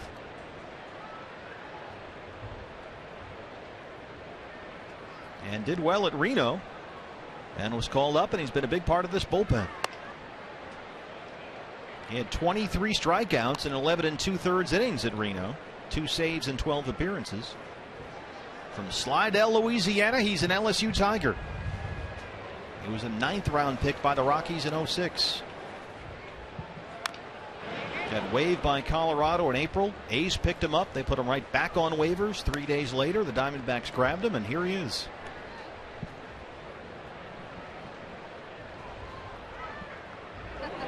Thanks for the support, Mitch. Right there. Says it all. That's Eddie Munster. That's actually Eddie Munster. Did we know Eddie Munster was going to be here? There you go. There's another strikeout for Will Harris. It's Chase Field, BB. You never know. You're sitting watching a ball game, and all of a sudden Eddie Munster's out there holding an autograph session by the RamTrucks.com pool. How about that? Can we got to get one for the booth here. Can you get him to sign one for Steve and Bob? We need a booth, a photo for the booth. Now, he's probably been doing that his whole life. Sets up, chops someplace, starts handing out pictures. Oh, what else you want Eddie Munster to do? There's There Eddie. you go. Back in the day.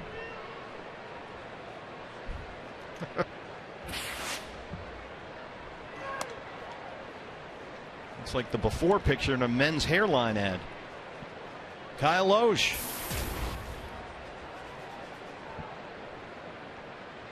Kyle Loge, pretty good hitter. He's got an RBI single in the ball game. 6'4", 34 on the year. Knocks that one the other way. Cody Ross gives chase near the line, and it's out of play. Good job over there by Dave Abdu getting out of the way of Cody. Of course, Edward Wolfgang Munster is that's his stage name. Butch Patrick. You mean that wasn't his real name? No. Butch Patrick. He was Herman and Lily's only child. And he was a werewolf. I was more of an Addams Family guy myself. So, what are the odds that Eddie Munster just shows up unannounced randomly at your baseball game and starts handing out pictures? But there he is. Yeah, don't you just love Wikipedia? Yeah, because everything in there is always correct. Well, this is. Eddie's a typical all-American boy, apart from being a werewolf. Other than that, he's fine. Yeah. All right. Do you think anyone? Well, obviously people were getting pictures, so they know that Eddie Munster is out at the pool.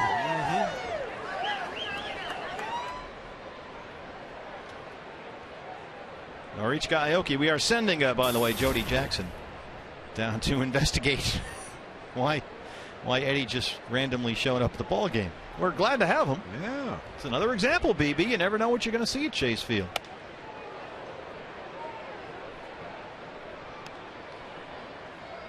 The game is being broadcast in native Navajo, and Eddie Munster's out there signing autographs by the pool. A couple of Diamondback home runs. Kyle Loge had a perfect game going for a while. That one is rolled to second, and Aaron Hill is there. And that's a 1-2-3 for Will Harris, including 2 strikeouts. Home half of the 7th on the way. Eddie Munster in the house. Sure, why not?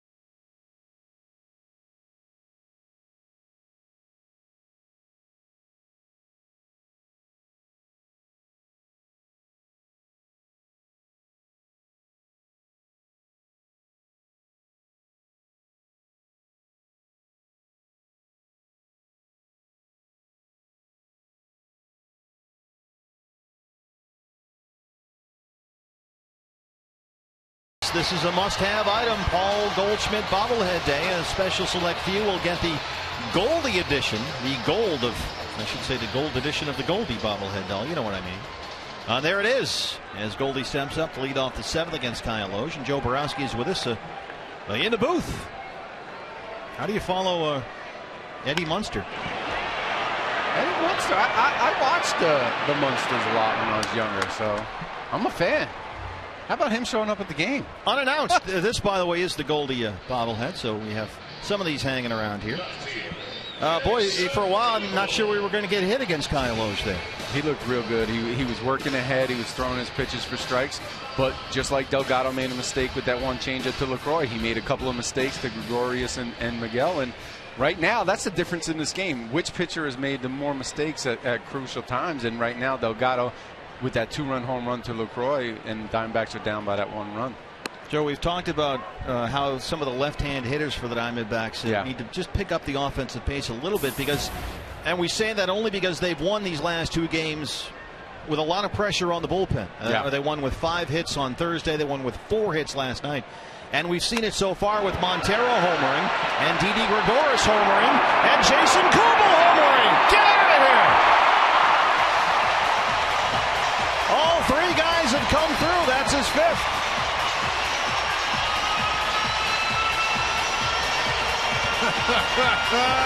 Right on cue. Jason Kubel's last home run, June 11th at Dodger Stadium. That was 24 games ago, and that's a Fulton home run and another $150 to Central Arizona Mountain Rescue. Montero his 7th, Gregorius his 5th, and Kubel his 5th.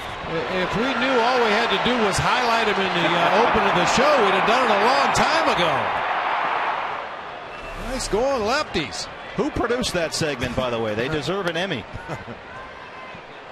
It's a 4-3 ball game. Diamondbacks have 3 hits, all solo home runs. And Jason needed that one. He had a 4-for-5 day against the Reds here at Chase Field. That was June 21st as Cody lines a base hit to left. Kubel 4-for-5 on June 21st, and since that big day versus Cincinnati, Jason had hit 163 over his last 18 games without an extra base hit. So that was his first extra base hit since June 21st, and a great time for it. Now it's a 1-run game, and they have Loge on the ropes here. In the month of July alone, Jason Kubel was hitting 150 with no extra base hits. Didi was hitting 167 with no extra base hits. And Miguel Montero was hitting 162 with only 2 extra base hits.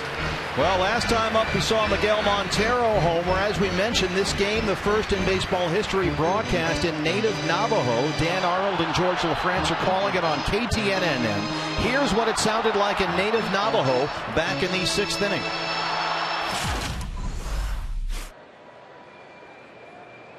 That's deep ball. It's going. It's going. It's going. It's gone.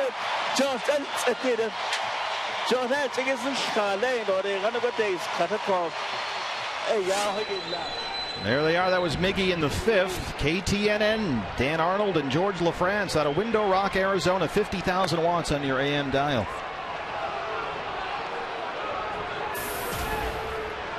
Miguel Montero having a conversation with Chris Guccione. That's apparently one-sided.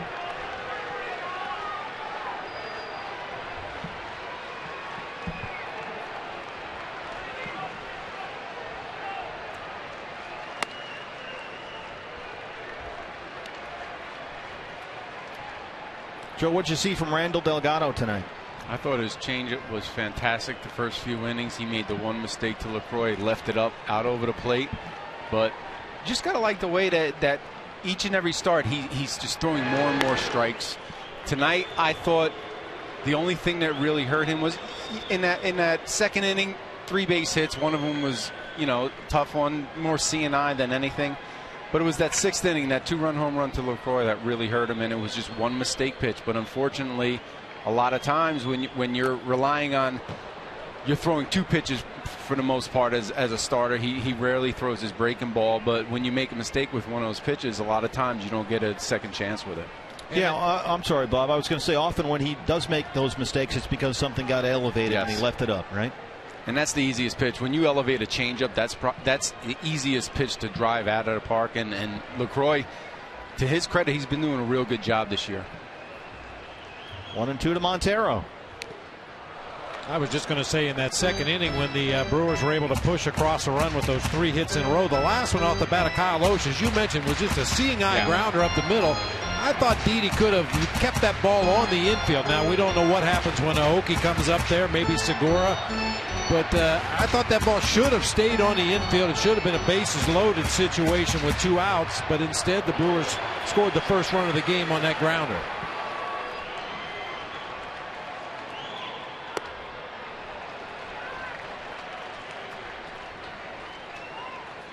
Boy, it's you never know what you're going to find out there in that bullpen these days, Joe. You never know who's going to come in when. And so we've seen Will Harris in the 7th, and now perhaps Heath Bell for the 8th. It seems to be an ongoing audition back there. And I'll tell you what, Will Harris, each and every time he's going out there, he's just getting Gibby's confidence more and more elevated for him to be thrown out there in any situation, and he's working his way to the back of the bullpen. Yeah, I was going to say, what do you think about him as a closer candidate? I don't know so much about closer. I don't know what kind of experience he's had in the minor leagues with it, but he's slowly working his way into getting maybe into the 7th, into the 8th inning, and then from there you never know what happens. All you can do is go out there and prove to your manager. Your manager wants to know, and Bob, correct me if I'm wrong, he wants to know what he should expect from you. He just wants some type of consistency so that he knows when he puts you out there, your team has a chance to get out of the inning. The worst thing a manager, I believe, would want was somebody with big peaks and valleys. One day you're great, the next day you're not. He doesn't want that inconsistency. Oh, that's what he's gotten so far. This is true. 3-2. Miggy holds off. And there's the 1-out walk. First and second, 1 away. And here comes Martin Prado. So a homer, a single, and a walk for Loge, who had been, for the most part, cruising, giving up only 2 hits all night, both solo homers. Ron Renicky now. He's got John Axford warming, and there's the signal. He had retired the first 14 he faced tonight. 4 2/3 innings of perfect ball. The home run by Montero in the 5th. Gregorius led off the 6th, and now Kubel in the 7th. It's a 4-3 ball game. Pitching change. We'll take a break.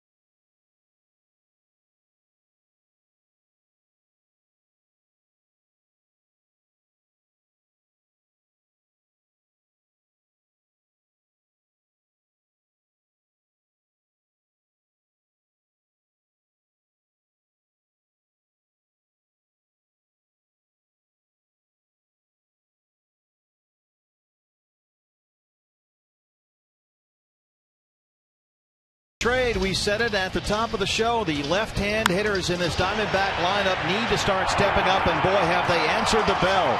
Montero, his 7th in the 5th. Gregorius, his 5th in the 6th. And now Kubel, his 5th in the 7th. 3 hits, 3 solo home runs, all by left-hand hitters. And those are Ram Truck's tools of the trade. They have brought the Diamondbacks within 1 here of Milwaukee. They have 2 on and 1 out. And here is the Axeman, the former closer, John Axford. How about that, Joe? All three guys stepping up right on cue. You want to see that. Like you were saying earlier in the broadcast, the left-handers have really struggled this year for the Diamondbacks.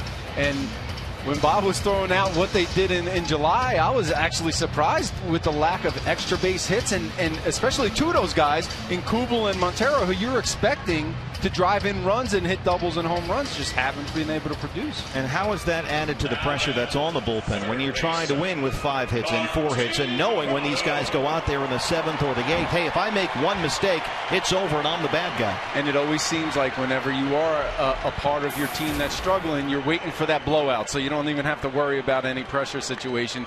But until you go out there and you prove that you can get over this hump like the bullpen has the last 2 days, then maybe you might see some of them. But for right now, it seems like they're going to be playing a lot of close games. 1 out, tying run aboard at second, and Cody Ross. Montero on at first. Here is Martin Prado. Axford bounces that one. It's 1-0. Prado so far 0 for 2. He has grounded out and flied out. John Axford has been very good lately. Unscored on in 27 of his last 28 appearances. He has an ERA over that span of .38. The former closer who has sort of turned it around here in a setup role for Ron Renicky.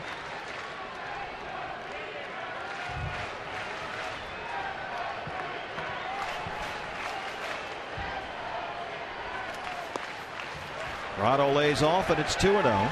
You know, guys, I think back to spring training, and we probably should have paid a little more attention. You remember the T-shirts guys were wearing, and some of them still have them. Get comfortable being uncomfortable. We should have paid attention to that, because that's the way just about every game has been.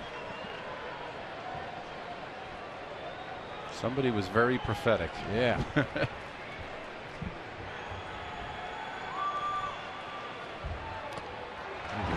Lucroy keeps it in front somehow. Axford's behind 3-0. Prado doing very well lately with the bat. He's hit safely in 8 of his last 10. 4 of those are multi-hit games. I'm just very surprised at how Axford's approaching Prado here. 3 straight sliders in the dirt. When you throw in the upper 90s, sometimes it just baffles me when pitchers come in relief on how they're attacking hitters. This is the 3rd straight game in which he's appeared. He's worked in every game of the series so far. Here's the 3-0. Bases full, 1 away. Home run, single, walk, walk. And now here's Didi, who homered his last time up.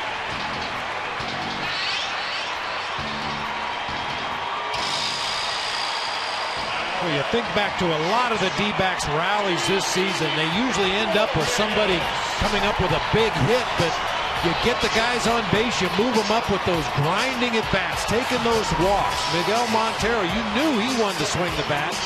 Didn't find anything to his liking. Once he got to the 3-ball count, he draws a walk. Martin Prado didn't get anything close to the zone right there. He takes a walk, and now it's set up for Didi. Cody Ross at third, Miguel Montero at second, Martin Prado at first, 1 out, and here is Didi Gregorius, 0 for 2, 1 for 2. He homered his last time. And the Yankees sneaking in on the grass at third. Didi hitting .312 against right-hand pitching this season. .192 against lefties. Eric Chavez is out on deck with the pitcher spot due up next.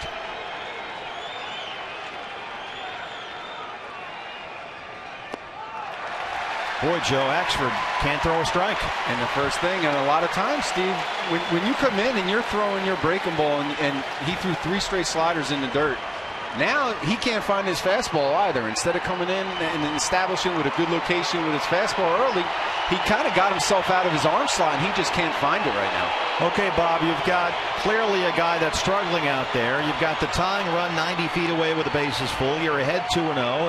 At what point does Didi get to swing the bat, or do you just have him keep it on the shoulder until Axford figures it out? I'd say right now, I know a lot of people think you take until you get a strike, but after a meeting by the pitching coach, Joe, how many times does the coach go out there and say, hey, just lay a fastball right down the middle, get back into the strike zone? And if that's the case, you want to be ready to cherry pick that fastball. Now, if it's not what you're looking for, it's not in the location you're looking for, then maybe you take it. DD should be looking for one pitch in one spot and one spot only. DD up there, 5 hits in his last 30 at bats. Bases loaded, 1 away.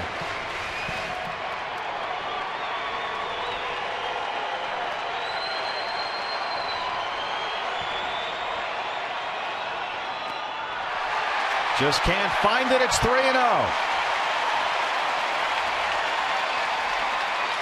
Now I think you take one 3-0, definitely. Yep. Make him throw a strike now because he's going to have to do it again on the 3-1 pitch if he does happen to find the zone here. 33,566, a packed house at Chase Field, and they're on their feet.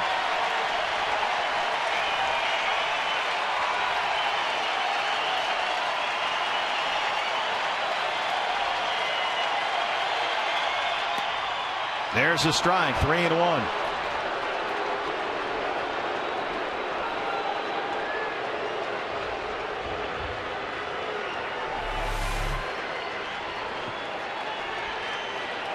For a guy that hasn't found the strike zone since he came into the ball game, that's a generous strike call. You can see Lucroy move that glove back into the zone just a smidge. 3-1. Base hit.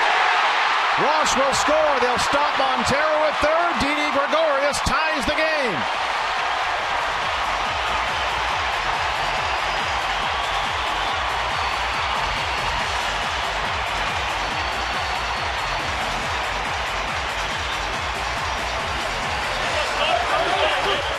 Five straight batters have reached for the Diamondbacks.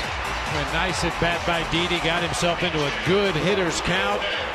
Got that low fastball, just pounded a hard grounder through that right side. His family loves it.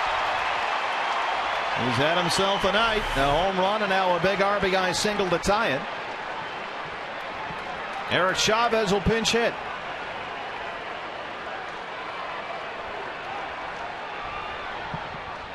Bases still loaded with only 1 out. Montero at third, Prado aboard at second, and Gregorius at first. Chavez hasn't played since Monday's game against the Dodgers. He drove in the Diamondbacks' only run in that game with a 9th inning RBI double. He is 4 for 6 as a pinch hitter this year.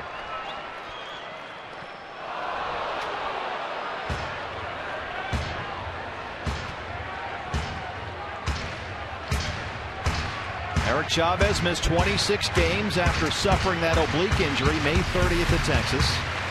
He's hit safely in 5 of his 7 games since coming off the DL.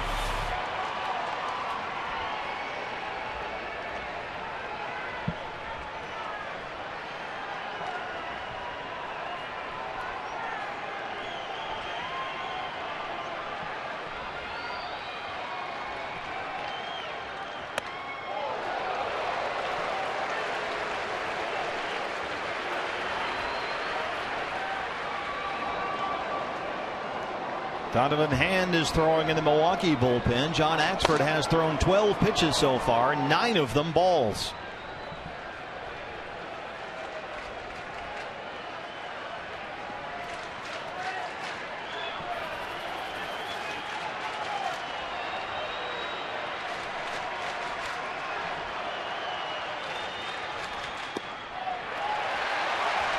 He lays off. It's 3-1. And you'd like to see Chavez right here just sit on a fastball. He's proven he can't throw his breaking ball for a strike. Look for the fastball out over the plate, something you could drive into the outfield somewhere.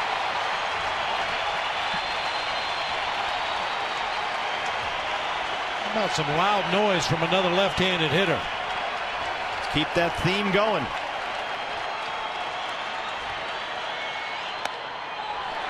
He walked in a run. 5-4 Diamondbacks take the lead. Third walk in the inning issued by Ron Renicke's pitchers. Yeah, that's a difference with a veteran hitter. He chased that curveball that bounced out in front of home plate on the second delivery from Max. But for a lot of younger hitters, that would have thrown them off for the rest of the at-bat. Eric Chavez just stepped out of the box, took a deep breath, got back in there, went right back to work, ultimately drawing that base on balls to give the D-backs the lead. And Ron Renicky has seen enough from his former closer. Donovan Hand was up and throwing in the Milwaukee bullpen. There he is. And he will apparently inherit this meth. Diamondbacks have scored 3 in the inning. They've taken a 5-4 lead. Pitching change. We'll take a break. D-backs out in front.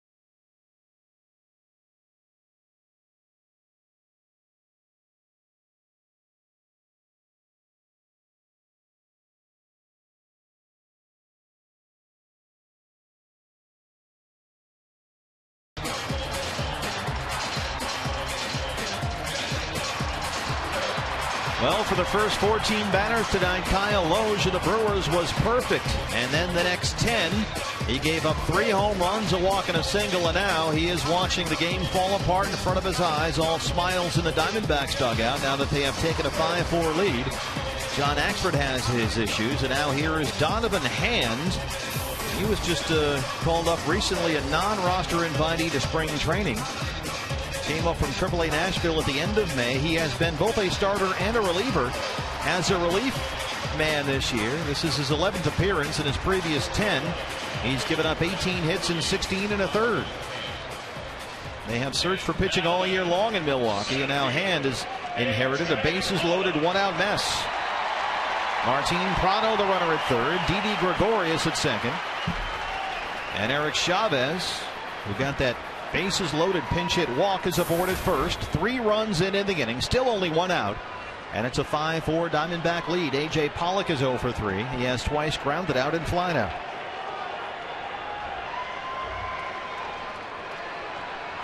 Chance to break it wide open right here.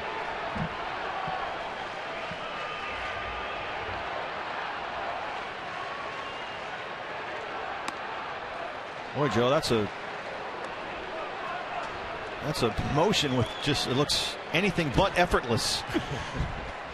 That's definitely, when you're first seeing him for the first time, that's definitely going to throw you off a little bit right there if you haven't seen him in the past. A little herky-jerky. It looks like a struggle.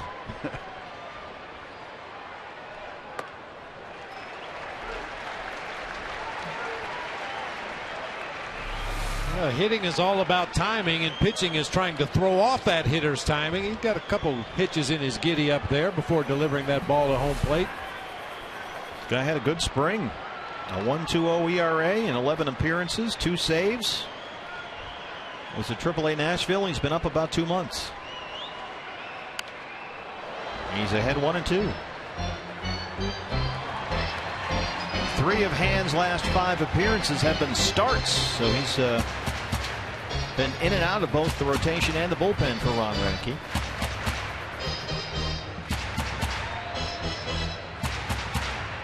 Right now it's important for AJ to find a way to put the ball in play right here. Try and get that 4th run of the inning across. 1-2.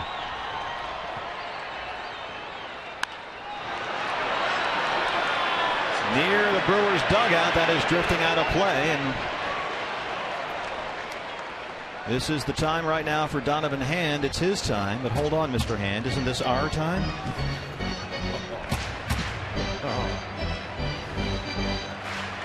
Yeah. Having some pizza and learning about England.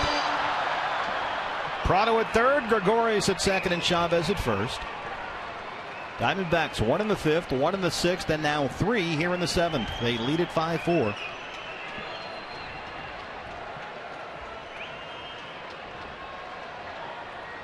With AJ's speed, even if he hits the ball on the ground, he's got a real good chance to beat it out. Now the Brewers bring their infield in on the 2-strike count.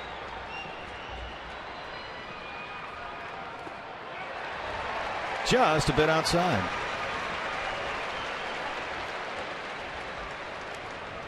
Joe, what's it like to come into a situation like this? You got 33,000, they're going nuts, bases are loaded, no room for error, you're out there without a net. The biggest thing is you got to try to block out any outside distractions. It's probably one of the most pressure-packed situations to come in, knowing that you have no margin for error. You have to come in with all of your pitches working, and you have to work ahead. 2-2. It's full. Aaron Hill is on deck.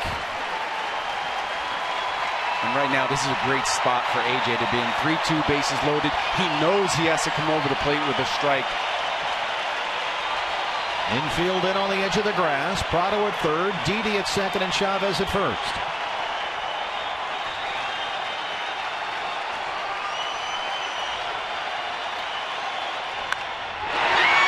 Bianchi at third, knocks it into foul ground. There's a play at the plate, and they get the force on Prado for the second out.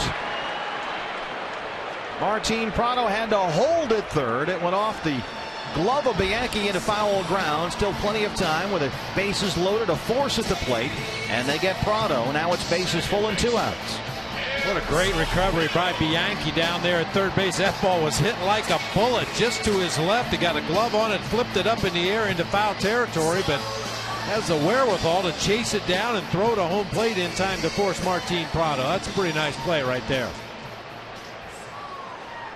So now it's Aaron Hill. Didi at third, Chavez at second, and A.J. Pollock with good speed aboard at first. 2 down. Aaron Hill is 0 for 3, struck out his last time.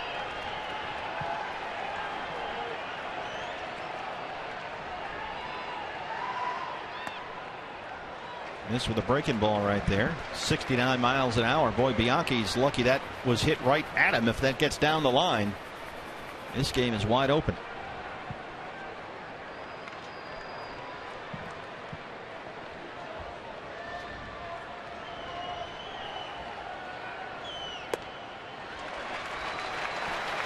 Now, Joe, knowing that Aaron Hill here is a dead pull hitter, how would you approach him? Well, I try to keep the ball away from him. I don't want to get anything into his happy zone on the inner half, because if you are trying to go inside, a lot of times with Aaron, you're trying to miss inside. But if you do lead that ball out over the plate, you know you're not going to get a second chance with it. This is Aaron Hill's first at bat this season with the bases loaded.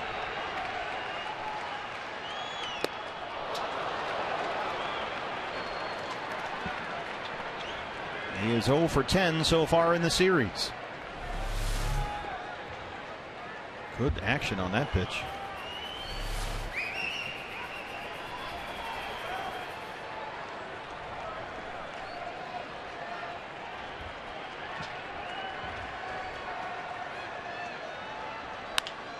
Roll to third. Bianchi one more time. He'll make the long throw. And the Diamondbacks leave the bases loaded, but they get 3 runs in. They take a 5-4 lead. Joe Borowski, thanks. We'll see you in the postgame show. Lot to talk about.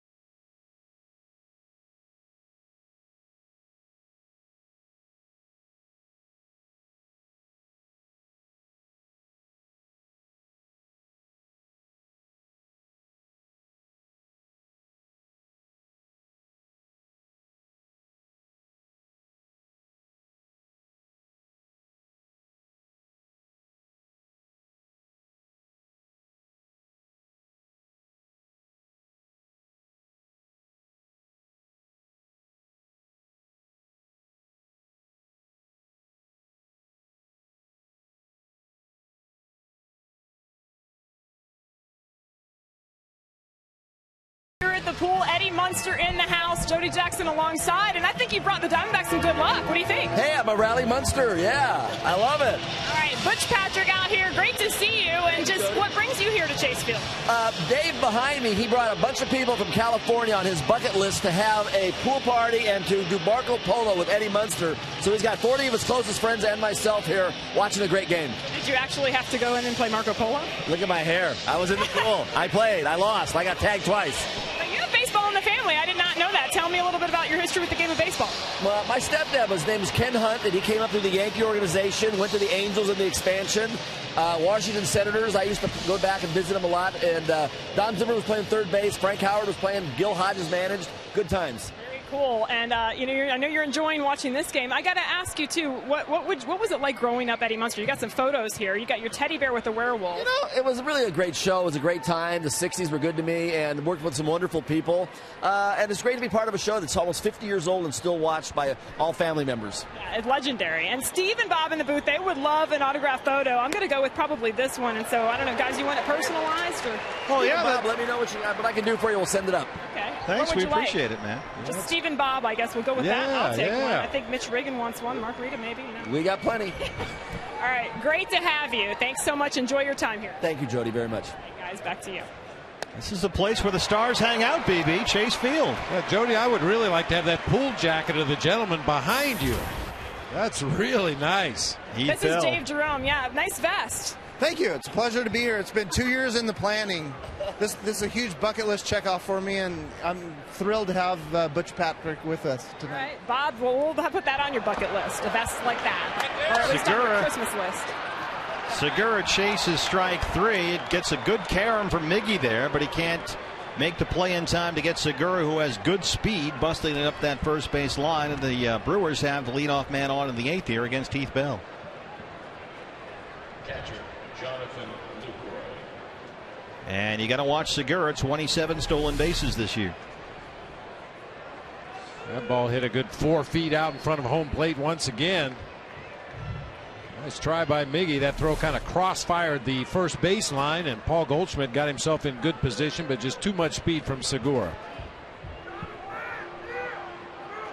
So Segura aboard, strikeout and a wild pitch. Here's Lucroy, who hit a 2-run homers last time up. He's 2 for 3.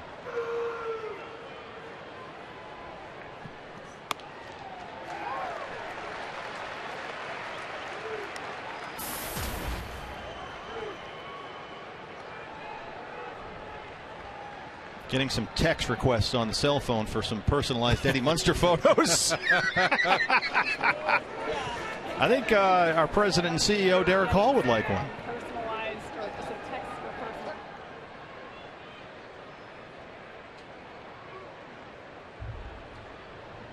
It's been pointed out, BB, on the interweb, the social media, that as soon as Butch showed up, Diamondbacks had the big inning. The rally Munster. We may be onto something. Now, if we get a picture signed by Butch that says Rally Munster, we can then take a shot of it with the Diamondbacks are behind late in the game and maybe keep the good mojo going. Whatever it takes. My question is, why, if you had a bucket list, at what point would you write down, go to the pool at Chase Field with Eddie Munster? We may need to get the answer there. I want to see the rest of the bucket list. That's an excellent point. I'm afraid, frankly, to see what's on there.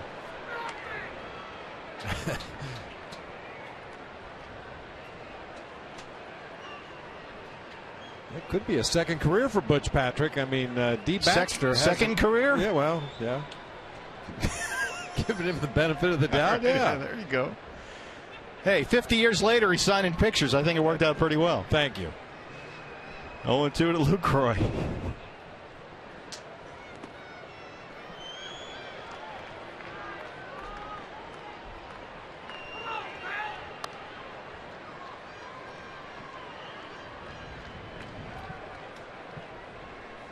Heath Bell was on the mound against Martin Maldonado in the 8th inning last night when Maldonado blooped one to center field, and A.J. Pollock made one of the catches of the year. It seems he's made several of those this year, but boy, that was quite a moment last night. 1-2.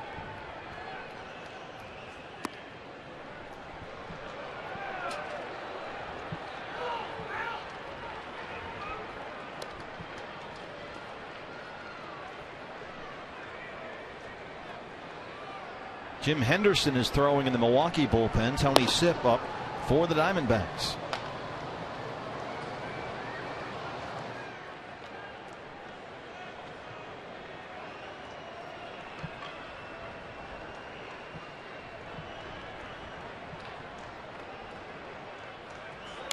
Segura holding at first all the way, and that one's fouled back. Lucroy has hit safely in 9 of his last 10 games, including 5 home runs. So he has really been on a tear lately. I think that's the major reason you haven't seen Segura try to steal a base yet. 1-run ball game. You got one of your best base stealers on over there at first base, but Lucroy has been the hottest hitter in this Brewers lineup, and Ron Renicky wants to make sure he has a chance to hit with somebody on base.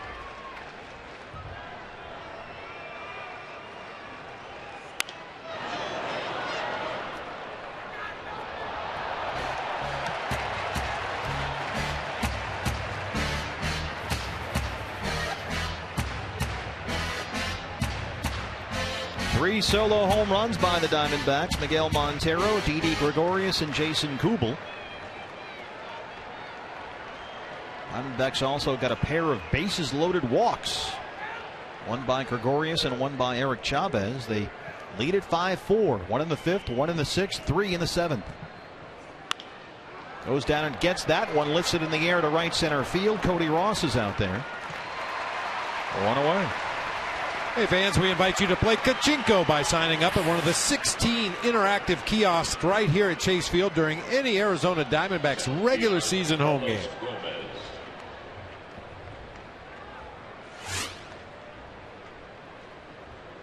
Carlos Gomez walked and scored his last time. Well, with 1 out in the inning and Gomez at the plate now rather than Lucroy, I would expect Segura to try to get a maximum lead over there at first base and get himself into scoring position as quickly as possible during this at bat. We'll see.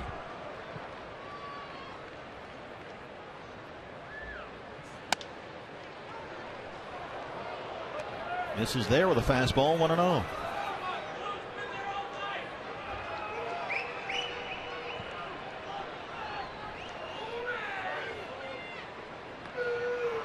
Gomez's solo homer Thursday night, still his only hit in his last 32 plate appearances. So he has been scuffling as of late. He got off to a sensational start this year. Gomez hit .360 in April. But since May 1st, he's hit .277, so he's coming back down to earth a bit. But he has still had a breakthrough major league season here. And he's a National League All-Star.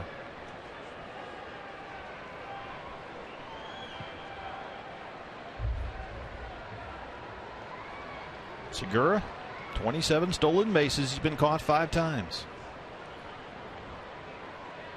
Holds it first. Foul back. It's 1-2. Well, he's not even getting much of a lead over there at first base. I really thought he'd be aggressively trying to get out there as far as he could, challenging Heath Bell to try to pick him off first base and then try to steal at some point early in this at bat. But he just has looked disinterested in trying to get a maximum lead.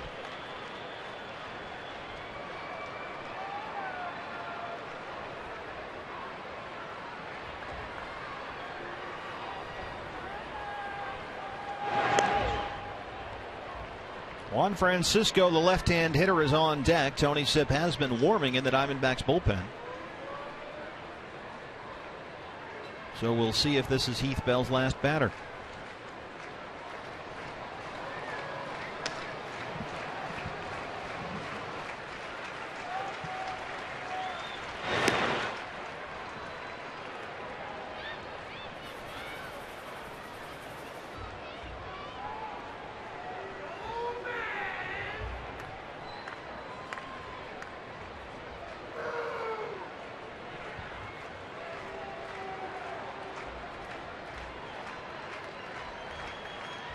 Segura still holding at first. That one is upstairs, 2-2.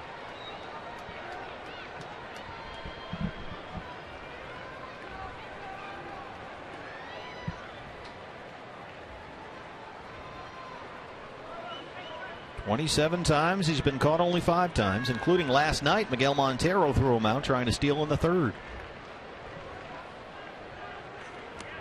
Chases that one in the dirt, and there's a big strikeout for Heath Bell.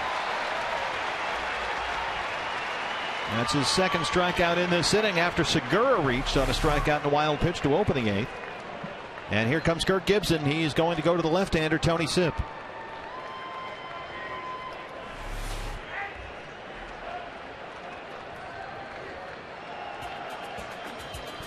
So a lefty up for Milwaukee. The lefty coming in the Diamondback bullpen. There is Francisco and Sipp. That'll be the matchup when we come back.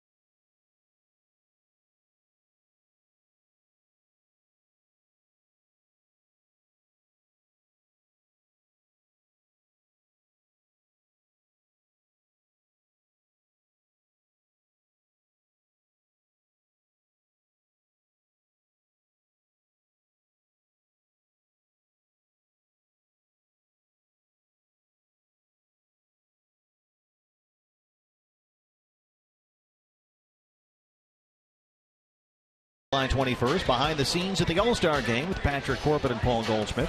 At home with Eric Chavez, and we catch up with Mark Grace. The 10th inning brought to you by CenturyLink. That's next Sunday, right after the D-backs game against the San Francisco Giants. New pitcher for the Diamondbacks, the left-hander Tony Sipp, his 42nd appearance of the year. The scheduled hitter was Juan Francisco, the left-hander.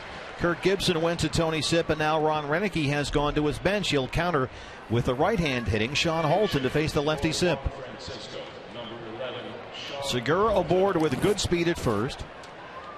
2 outs, and this is Sean Holton. He is 1 for 6 in the series with a single, and there are 220 on the year.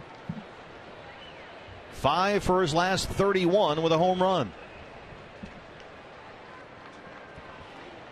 Diamondback bullpen trying to piece together another win for the second night in a row. Josh Coleminter is warming up now for the Diamondbacks. Sipp out in front immediately, 0-1.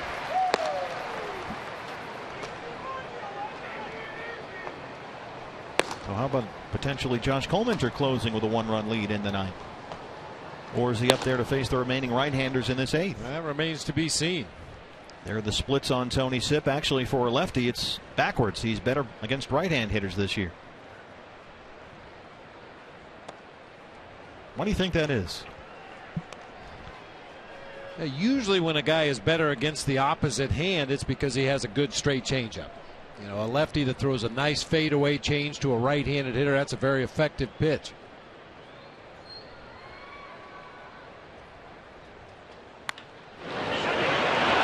That is a foul ball. Wow. Phil Cuzzy at third. Prado upset with himself, wasn't able to make the catch. It's a good thing he didn't touch that ball. Would have been in fair territory, and off to the races for the Brewers. Martin goes up the ladder, just gets over the outstretched glove and then into foul territory. That close. Wow. Appeared to be a pretty good call right there. That's as close as it gets. Yeah, Martin touches that ball where he jumped in the air right there. That's a fair ball. And that ball could roll in any direction, and with Segura's speed at first, he's got a chance to score. Instead, it's a loud and close strike 2 to Sean Holton. Tony Sipp ahead 1-2.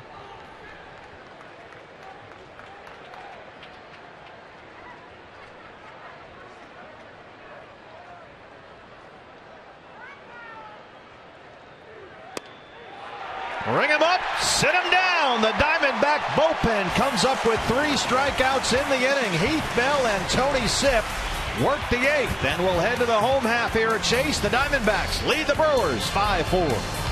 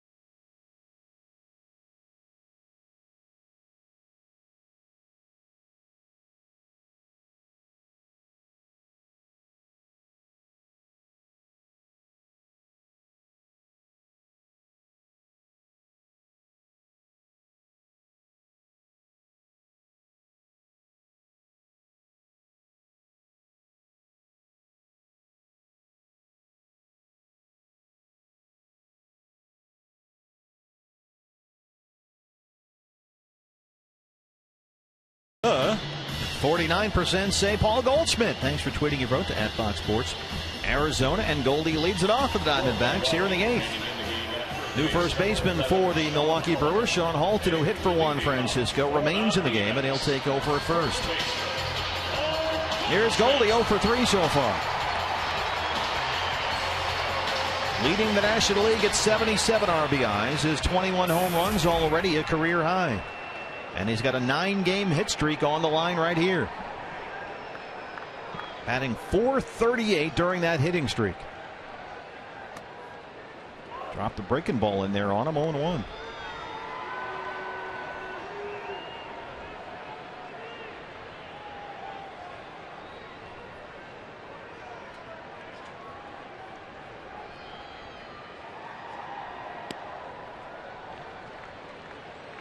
Talk about MVP race. Paul Goldschmidt, 6th in the National League in runs scored, 4th in the league in walks and on base percentage, 3rd in slugging, 2nd in OPS. High chop at a third. That's a foul ball.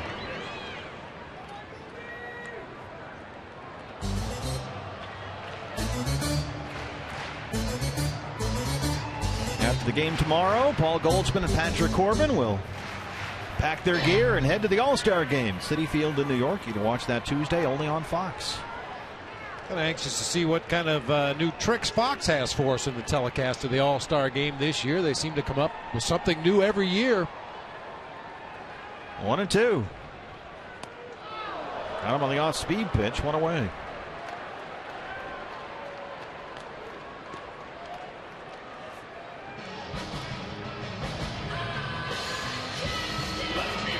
Here's Jason Kubel. Homered his last time up, his 5th of the year. He is our APS Energy All-Star. He's part of it. We mentioned at the top of the show the left-hand hitters needed to step up, and boy, did they answer the bell here. 4 for 9, 3 home runs. Montero in the 5th, Gregorius in the 6th, and Kubel in the 7th.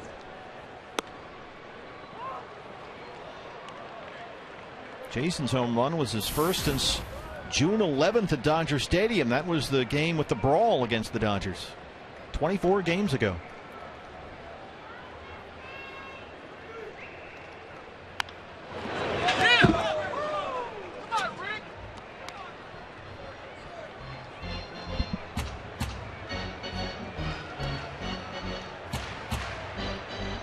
National League action today. We mentioned the Dodgers blanked the Rockies 1-0.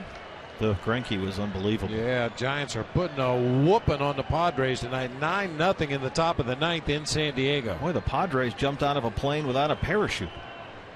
They have just been in a free fall lately. Here's the 0-2. See, Jason's got that protective pad on his front ankle there. He has battled knee and ankle and quad issues, it seems, the whole season. Had a major knee operation when he was with the Minnesota Twins, and as a result, the nerves in the ankle and the knee are connected now. And he's got a very unusual situation. When he feels something in either the ankle or the knee, he feels it in both places. So he's had to battle that all year long. Was on the DL in April with a quad injury.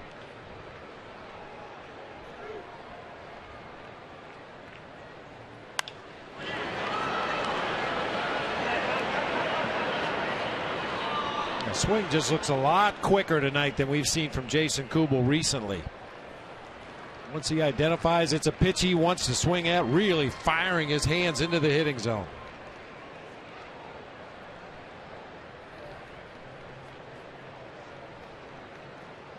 This is just Jason's 6th start in the cleanup spot all year.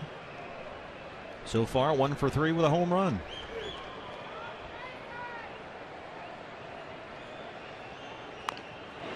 Rolled in front of the mound. Hand has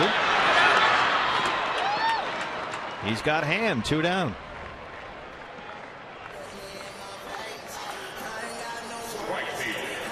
Here's Cody. Cody Ross 1 for 3, singled and scored his last time up, and Brad Ziegler will apparently get the opportunity to be the closer du jour.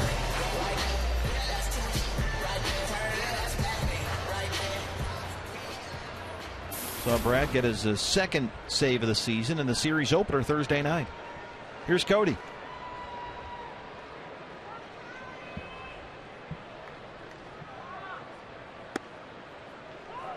Cody, 19 hits in his last 19 games. Singled and scored a run last night. He's done the same tonight.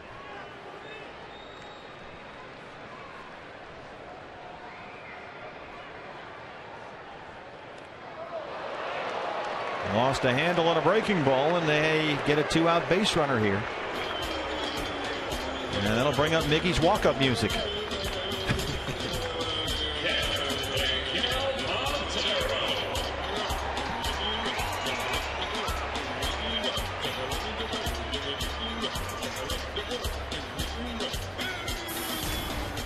It's an unusual selection.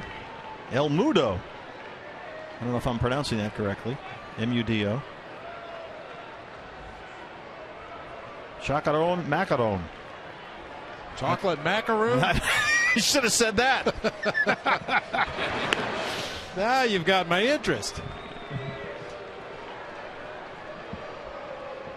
Miggy homered in the 5th, walked and scored in the 7th.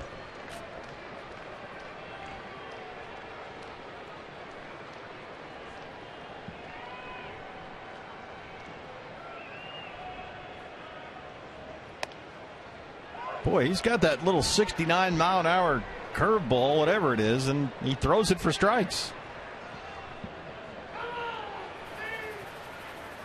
Long look down to third at Matt Williams.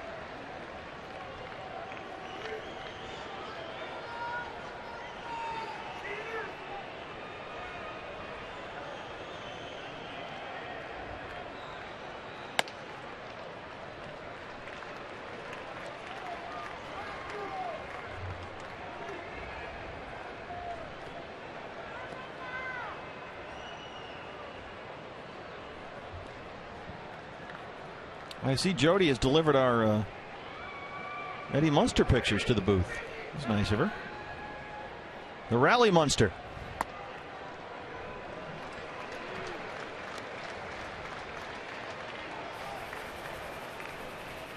He's still out there. It's a long night. How about the guy in the middle? What's his role in this? I mean, he's sort of overseeing out there.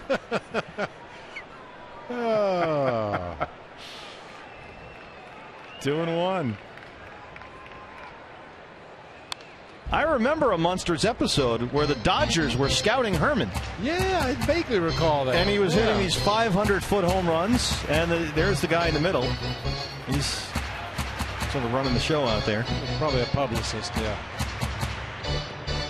He's got his D-backs towel on. Yeah, Herman was hitting big home runs, and the Dodger scouts walked up to his front door.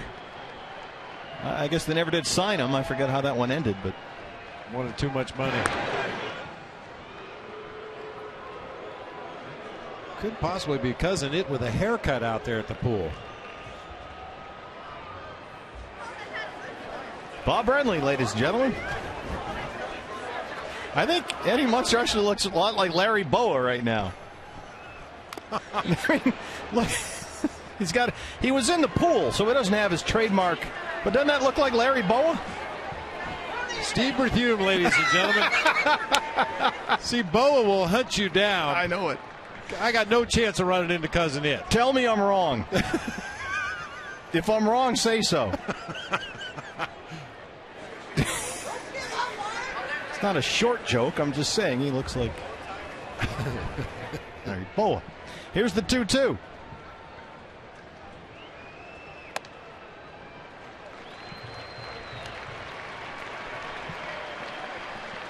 He's running full to Mickey. Martin Prado is on deck. I like this from Miguel Montero. Steps out, slows it all down. 33,000 now, getting into it again. Cody Ross at first with 2 outs. He'll be off with a pitch. There he goes. Miggy fouls it away. They'll do it again.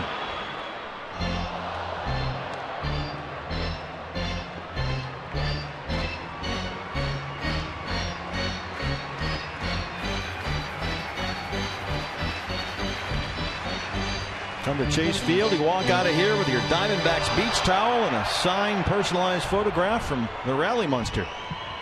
And hopefully a Diamondbacks victory. What a night! I love it when a plan comes together. 8th pitch of the at-bat on the way. There goes Cody. Miggy drives it to left. It lands in front of Schaefer. Ross holds at second. 2 on and 2 outs for the Diamondbacks. Miguel Montero on base 3 times tonight. It is Miggy time. And Bob Brenly, Tacos are in scoring position with 2 down. Yes, they are. Martin Prado looking to drive home 3 tacos. Go Prado, they want the tacos.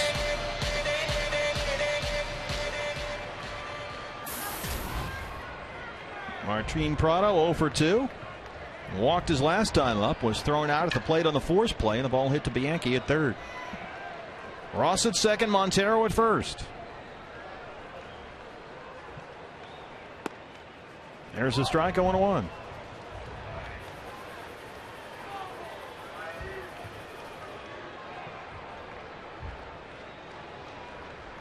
Six hits now for the Diamondbacks, 8 for the Brewers.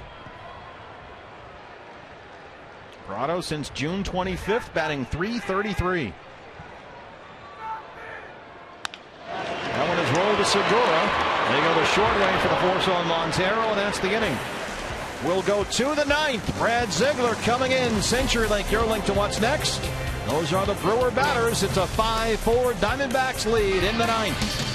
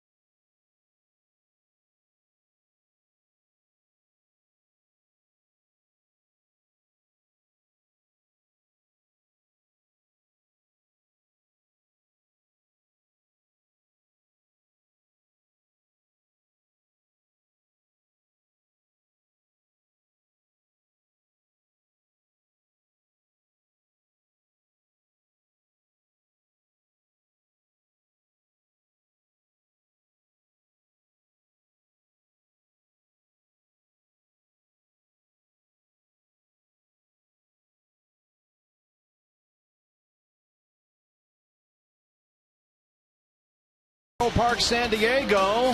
The Giants beat the Padres 9-0, and that is the final out in a Tim Lincecum no-hitter. 148 pitches, 148 for Lincecum, and he no-hits the Padres in San Diego.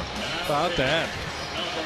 Well, this game started off with a perfect game. Kyle Loge retired the first 14 Diamondbacks he faced, but the D-backs came back. And they've taken a 5-4 lead, and on to try and close it here for the second time in this series is Brad Ziegler. His 50th appearance in game number 94. He'll face Ricky Weeks, Logan Schaefer, and Jeff Bianchi. New outfield for the Diamondbacks. Cody Ross has moved from right to left. A.J. Pollock is still in center, and Gerardo Parra is in right. So Ross, Pollock, Parra left to right in the Diamondback outfield. There's a strike to Ricky Weeks. He is 0 for 3. He struck out twice.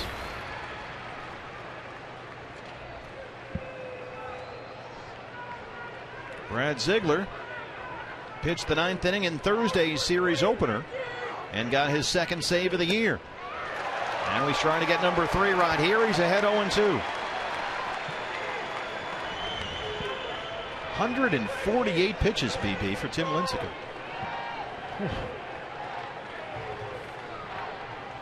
9-0. Giants beat the Padres. Dodgers beat the Rockies 1-0. Those are both finals.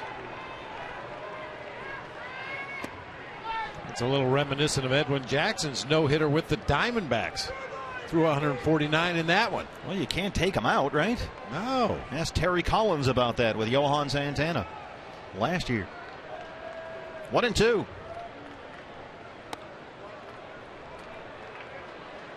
Diamondbacks began the day with a 2.5 game lead over the Dodgers, 4.5 up on the Rockies.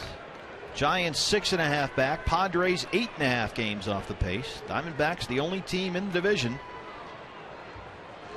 going into the day with a winning record, 49-44, trying to get win number 50 here.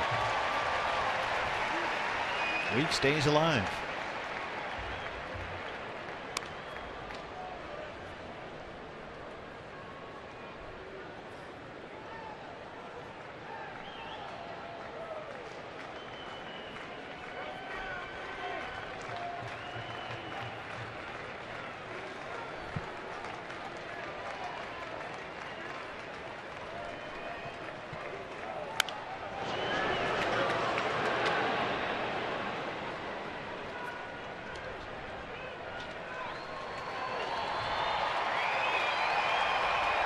Brad got the save in that 4th of July marathon against the Mets at Citi Field. That was his first save since April of 2011.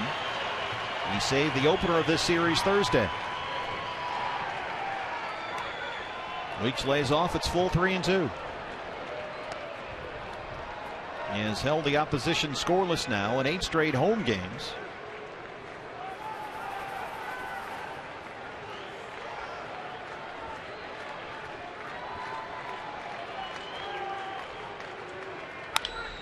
Rolled to short. Didi Gregorius. Backhander long throw. There's that arm. Wow, can he throw? You heard his brother earlier say wizard, and that's the word. Let's make that our Chaz Roberts air conditioning cool play of the game. Well, let's go with his offense first. Man, slugging a homer in front of your friends and family here at the ballpark doesn't get much better than that. That was Didi's 5th home run of the year, his first since May 27th, and he just turned in a sparkling defensive play to open the 9th behind Brad Ziegler. And here's the lefty Logan Schaefer. He's 1 for 3, singled and scored in the 2nd. Yeah, that throw Didi made, partner. I mean, it's one thing to get your legs underneath you, take a little bit of a crow hop and throw a rocket across the diamond, but when you're running away from your target, you throw across your body and still get that much on the throw. That is impressive. Aaron Hill, 2 down.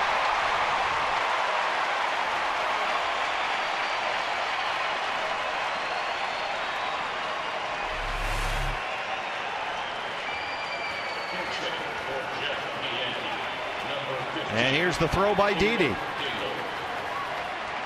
Right on the money, right to the glove. The right-handed hitting Jeff Bianchi is the scheduled hitter. Ron Renicky has gone to his bench. Here is the lefty now, Caleb Gindel. He'll pinch hit for Bianchi. First pitch swinging, Aaron Hill, and there it is. Another 1-2-3 ninth by a Diamondbacks reliever in a save situation, and there it is. They have now taken 3 in a row in this series, and they're in position to sweep heading into the All-Star break. 5-4 your final. They lead the West by 2.5 games. Well, really good to see, too, partner. Some of the missing pieces have really come through here in the ball game tonight. Talked about the bullpen woes over the course of the first half of the season. That seems to have settled down, and the left-handed bats flexing their muscles tonight. 3 home runs, all off the bats of left-handed hitters. Another come-from-behind win for the Diamondbacks. Another 1-run win. That's their 21st of the year. They maintain a 2.5-game lead atop the National League West, all alone in first place. And now they are primed for a 4-game sweep tomorrow afternoon, heading into the All-Star break. They've won 8 of their last 11 and 10 of their last 14 at home. 3 in a row is nice, but Todd Walsh, let's go for 4. Why not? Sounds like a plan to me. Thank you, Steve. We're just moments away from the start of Diamondbacks Live, presented by CenturyLink. Joe Borowski, you were in the booth with Steve and Bob for that entire run in the 7th for the Arizona Diamondbacks. They ground out another victory, but what was the story within the story of that inning? What will you feature at the top of the show? Well, Todd, you always hear me preach about it, and it was one thing that happened during that inning that allowed them to extend the inning. It wasn't so much the hits. It was something else in that inning that we're going to dissect that allowed the Diamondbacks to score those 3 runs. You're leaving everybody hanging. Well, that's what you're supposed to do. Okay, hold on to it. We'll take a break. Stick around. More to come right here at Fox Sports Arizona from Chase Field on this Saturday night. The Diamondbacks, well, they've bounced back and then some from that sweep by the Los Angeles Dodgers. They've now won 3 in a row against the Milwaukee Brewers. We'll break it down next.